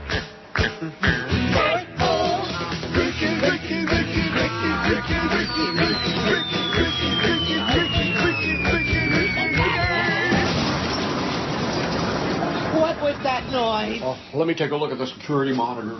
Anything to do with sports? No, just a lot of buildings burning and carnage. My car's okay, though. Oh, go back to the phone. Ricky, Ricky, Ricky, Ricky, Ricky, Ricky, Ricky, Ricky, Ricky, Ricky, Ricky, Ricky, Ricky, Ricky, Ricky, Ricky, Ricky, Ricky,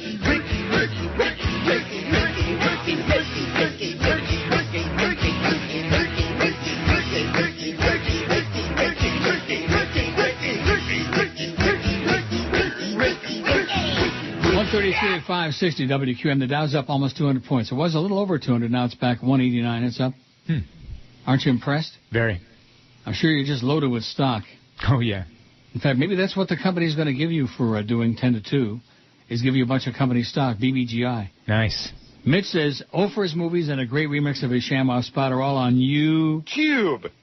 You've got to see the remix of the ShamWow commercial, Pee in Your Pants Funny. Is it Pee in Your Pants Funny? It's pretty funny. Did you pee in your pants? A little, a drip. Hope George finds a job, but honestly, it's great not to hear his boring ass ruining your show. You rock, says Mitch. A little shot there at George, a bad shot. Wow. And still haven't heard a word from George today. Not a positive word or a discouraging word. No. Too many words from Norma Kent, though. He wants to get in touch with you. Why? Oh, in case you have any kind of problems. Maybe he can do as good of a job for you as he did for George. I'll pass. Flea says, El Paso, Norma, leave us alone. It's like that Britney guy. Leave Britney alone. Leave us alone. And how dare anyone out there make fun of Britney after all she's been through? She lost her aunt. She went through a divorce. She had 2 kids. Her husband turned out to be a user, a cheater, and now she's going through a custody battle. She's going through a custody battle. Yeah. He's got a little quaggler like Chris Matthews. And politics. It's time for the politics fix. Jeff says a really good flick, probably Rod's last good performance. He was also in some real crap like Guilty as Charged, about Rod killing people with his own electric chair, and W.C. Fields and Me, where he was way over the top as Fields. The Girl and the Neighbor was also good, Linda Kozlowski, who's married to Paul Crocodile Dundee Hogan. And the ending was satisfying. Yeah, well, the ending was fine. Yeah, Linda Kozlowski, she was the pregnant chick who was the neighbor who had the misfortune of having Rod Steiger, the doctor, move in next door. Okay. And then we get the thing, yeah, I've got 400 emails about a Foley artist, a guy in movies who makes sound effects to go along with what's happening on the screen, crunching snow as the guy walks, doors creaking as they open, etc. It came from live radio in the 20s. Wow, live radio in the 20s. It says, last week was unlistenable, and the big reason that things like streaming radio and podcasts are quickly overtaking local terrestrial radio, local boneheads throwing handfuls of crap against the wall in the hopes that something will stick. Disgraceful, says Jeff. Disgraceful. Not just bad, not just unlistenable, disgraceful, he said. To which I would say... Absolutely correct, sir. Yeah. I thought D.A. was like a broadcaster. He is. Says who? I think he has a degree. A degree in what? Broadcasting. Oh. Woo. Can't say anything about his numbers, though, because you can't get much lower than a 0.2. Tomorrow, though, maybe a different story. First week in May. We're going to get these every week? I guess so, yeah. Oh, my God. And according to Paul Castronova, he says, we have the participants in our back pocket, but you didn't hear it from me. The fix is in. The fix is in for Cheap Channel, so they're always going to do great, and we're always going to suck wind, especially here at middays. I wonder if that's by accident, do you think? No. John says, glad to hear you back on the air. In a follow-up to Flea's discussion of his dietary habits, I also do not eat any animal products, including all meats and dairy foods. I've been eating this way for over 13 years. I don't miss these foods at all. I grew up in the South eating beef or chicken every day, lots of eggs, cheese, and ice cream, and drinking a lot of milk. I can tell you unequivocally that an unprocessed, whole food, plant-based diet is the way to go for health. Eating plants as opposed to meats is also much better for the environment, as it requires a lot less water, soil, and petroleum to produce the same number of calories in wheat, corn, soy, or another plant compared to beef, chicken, pork, milk, or any other animal product. A plant-based diet is also better politically, as the beef and dairy industries have significant lobbying activities that influence dietary recommendations made to the public through the USDA. These recommendations have nothing to do with health, but rather for preserving profits for these industries. These industries also have a monopoly on nutrition education materials for our public schools, meaning they're brainwashing our children to believe they need animal foods to maintain good health. Not supporting these industries through our buying behaviors helps cut off their brainwashing activities. If you do a literature search at any academic library, you might be astounded to find thousands of articles linking plant-based diets to better health and meat-based diets to morbidity and mortality. Have you ever heard a study that said blueberries or spinach, for example, is bad for you? No. On the other hand, countless studies link too much meat and dairy in the diet to cancer, heart disease, osteoporosis, diabetes, arthritis, obesity, and other chronic diseases. Two excellent books to read on the topic are The China Study by Dr. Colin Campbell and Eat to Live by Dr. Joel Fermar. It would be a great place to start to begin understanding the science behind a predominantly plant-based diet and relationship to good health. This is John Lewis. He's assistant professor of research for complementary integrative medicine, at the U of M. Wow, sounds lofty. Yeah. He says, this area is part of my research, a big component of my focus to help the people I work with and to attain and maintain good health. My offer still stands to help you as well. Your dietary and physical activity habits can be changed to reverse your diabetes, but you have to want to do it. It's up to you. Thanks, John. See, he would be what's considered a vegan. No egg, no dairy. Yeah. And you? I'm a ovo-lacto vegetarian. I eat eggs and I eat cheese. Well, how can you go without cheese? That's what I said, because I've had vegan cheese before. Blah. Terrible. Really? Yeah, it's horrible. You like it?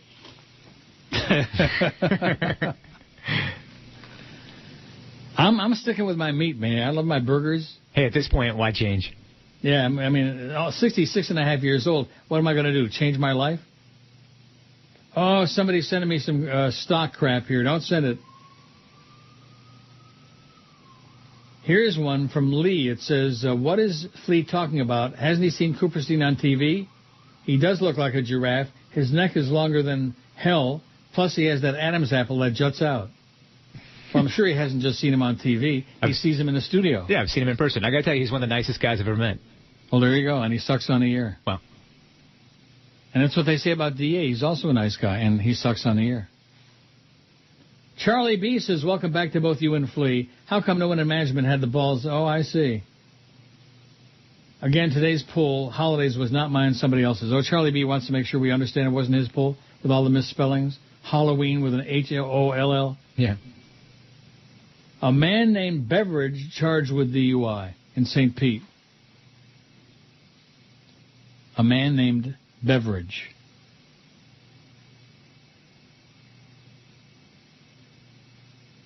Dow's up 195 point.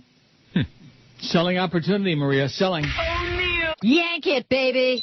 Hey, y'all. It's me, Britney Spears, with an all-new blog update. Right now, I have a little free time on my tour, so I'm just trying to relax. I wonder what's on TV.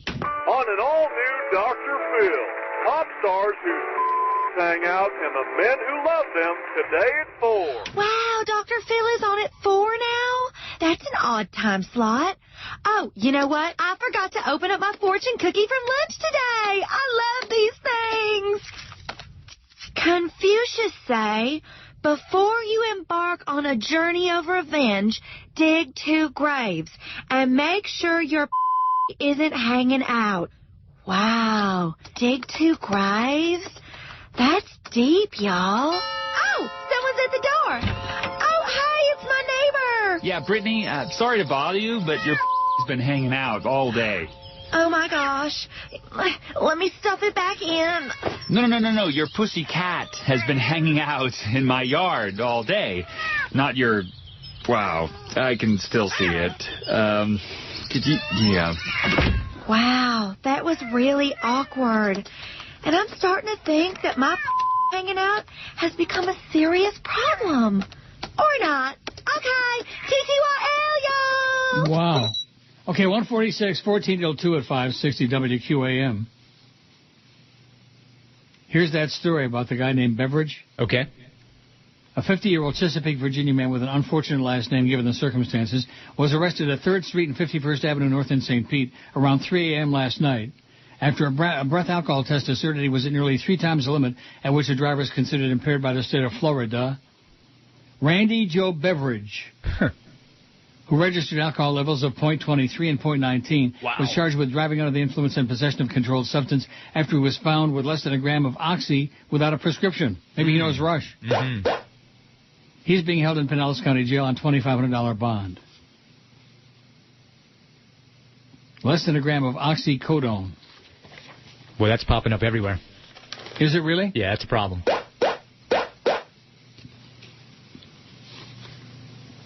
Oh, the fake Anita Bryant says, I had a love-hate thing with George Rodriguez. I like prank calling him on a regular basis. I think listening to him was so painful I'd actually switched the dial to Rush Limbaugh. Ooh. I think I can remember a time when George was actually entertaining, but it goes back to my fag-hating days. Nevertheless, I hope George got that job at the other station. Did he? I don't know. Let us know. I sure hope he did because he hates his family, and now that he's unemployed, I fear for their safety. Thank God he's gone, though. I'm looking forward to a long summer of Best of Neil tapes. The older the better. Ain't going to be no tapes, Anita. Sorry, bitch. No tapes. Is that correct? That's what I've been told, yeah. You were promised that. I was promised that. My prediction, this new guy you got on the air, whatever his name is, won't be hated with the kind of passion that people hated George with. He already seems like a hard worker and active participant in the show and not cynical like silly Spick George. I'd like to request that your new assistant introduce himself, where he grew up, his radio career history, what nationality is he, his history with the Neil Rogers Show, is he a family man, is he a queer? Tell us. Wow. Until the audience can establish a personal connection with him, like we have with you, Herr Rogers, he'll just be a voice on the radio, so spill the beans. You've already talked about all that stuff. Yeah, pretty much. I know where that guy got arrested, that's for sure. He's got a wife. What? I know where that guy got arrested. Mr. Beveridge. I know that area well. The Beveridge guy? Yeah. What do you mean you know the area well? He was partying downtown because I used to live in St. Pete for the longest time.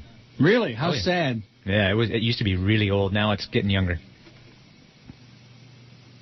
Death plus 10? Yeah. Well, there's Russell Oliver. Oh.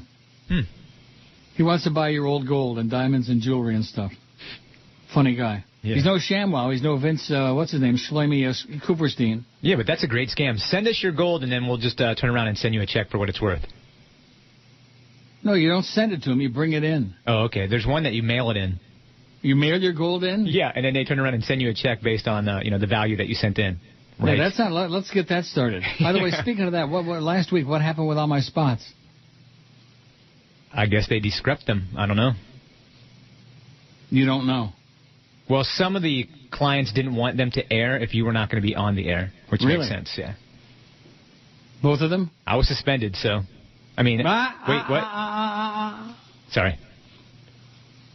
See, you and I need to be able to converse before the show in the morning, like I said in the beginning, which means we need that studio operative. Yeah, ASAP. These people who sit behind a desk with their feet up on it all day, who have no idea how a radio show works or what goes into it or preparing it, they haven't got a clue what we need. Like this morning, it would have been far preferable for me to ask you for some fax numbers and to make sure that this one got this. Although everything wound up getting where it was supposed to get, contrary to Norma Kent and his hysterical emails, his obsessive, repetitive emails. Well, if he could just do a job for you like he did for George, you'd be screwed, man. I mean, you'd be in Fat City. Excerpt: betting my last dollar on a horse, the Larry King thing.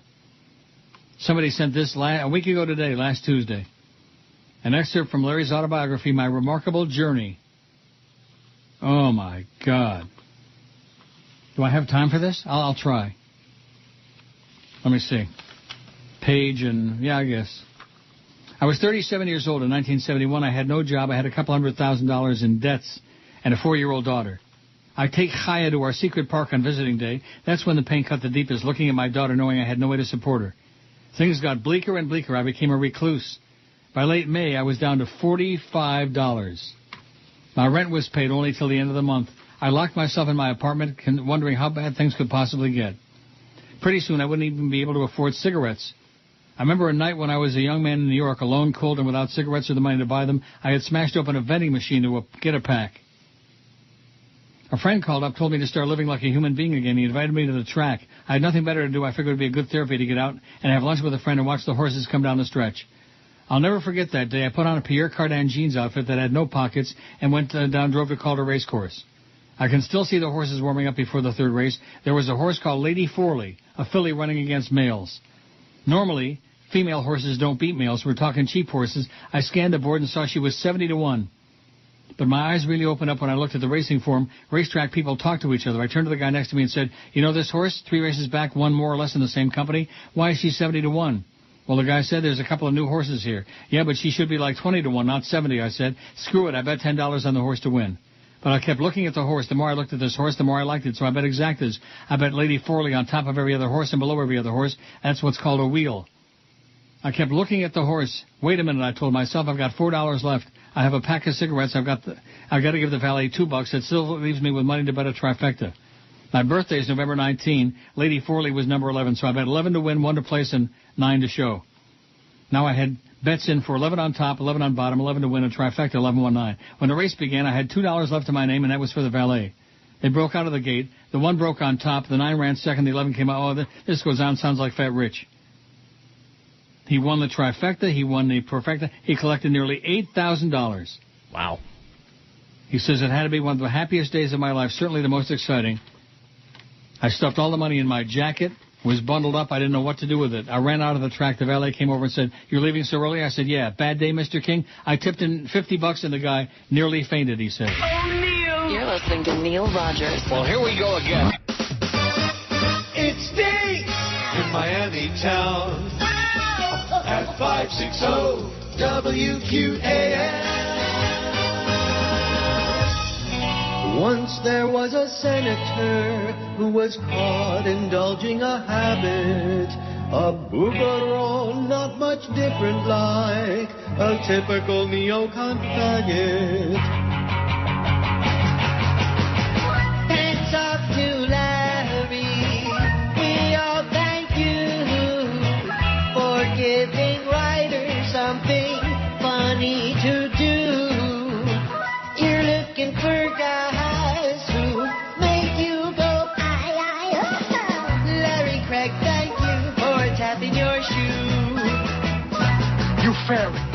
News stories last a few days, but you refuse to go away. Republicans are primarily gay. Hats off to Larry with treats up high. We all invite you to inhale our fun. The neocon right likes to insert and go, aye, aye, Larry's taking no crap when he's tapping his shoe. Gay, gay, gay, I never have been gay. Gay, gay, gay, I never have been gay. Hats off to Larry, he wants to stay, but his own party wants him to go away. The religious right wants him to say, Larry Craig will spread his legs for you. You fairy. He wants a man to screw, and any guy will do. All right. Bye, bye, bye.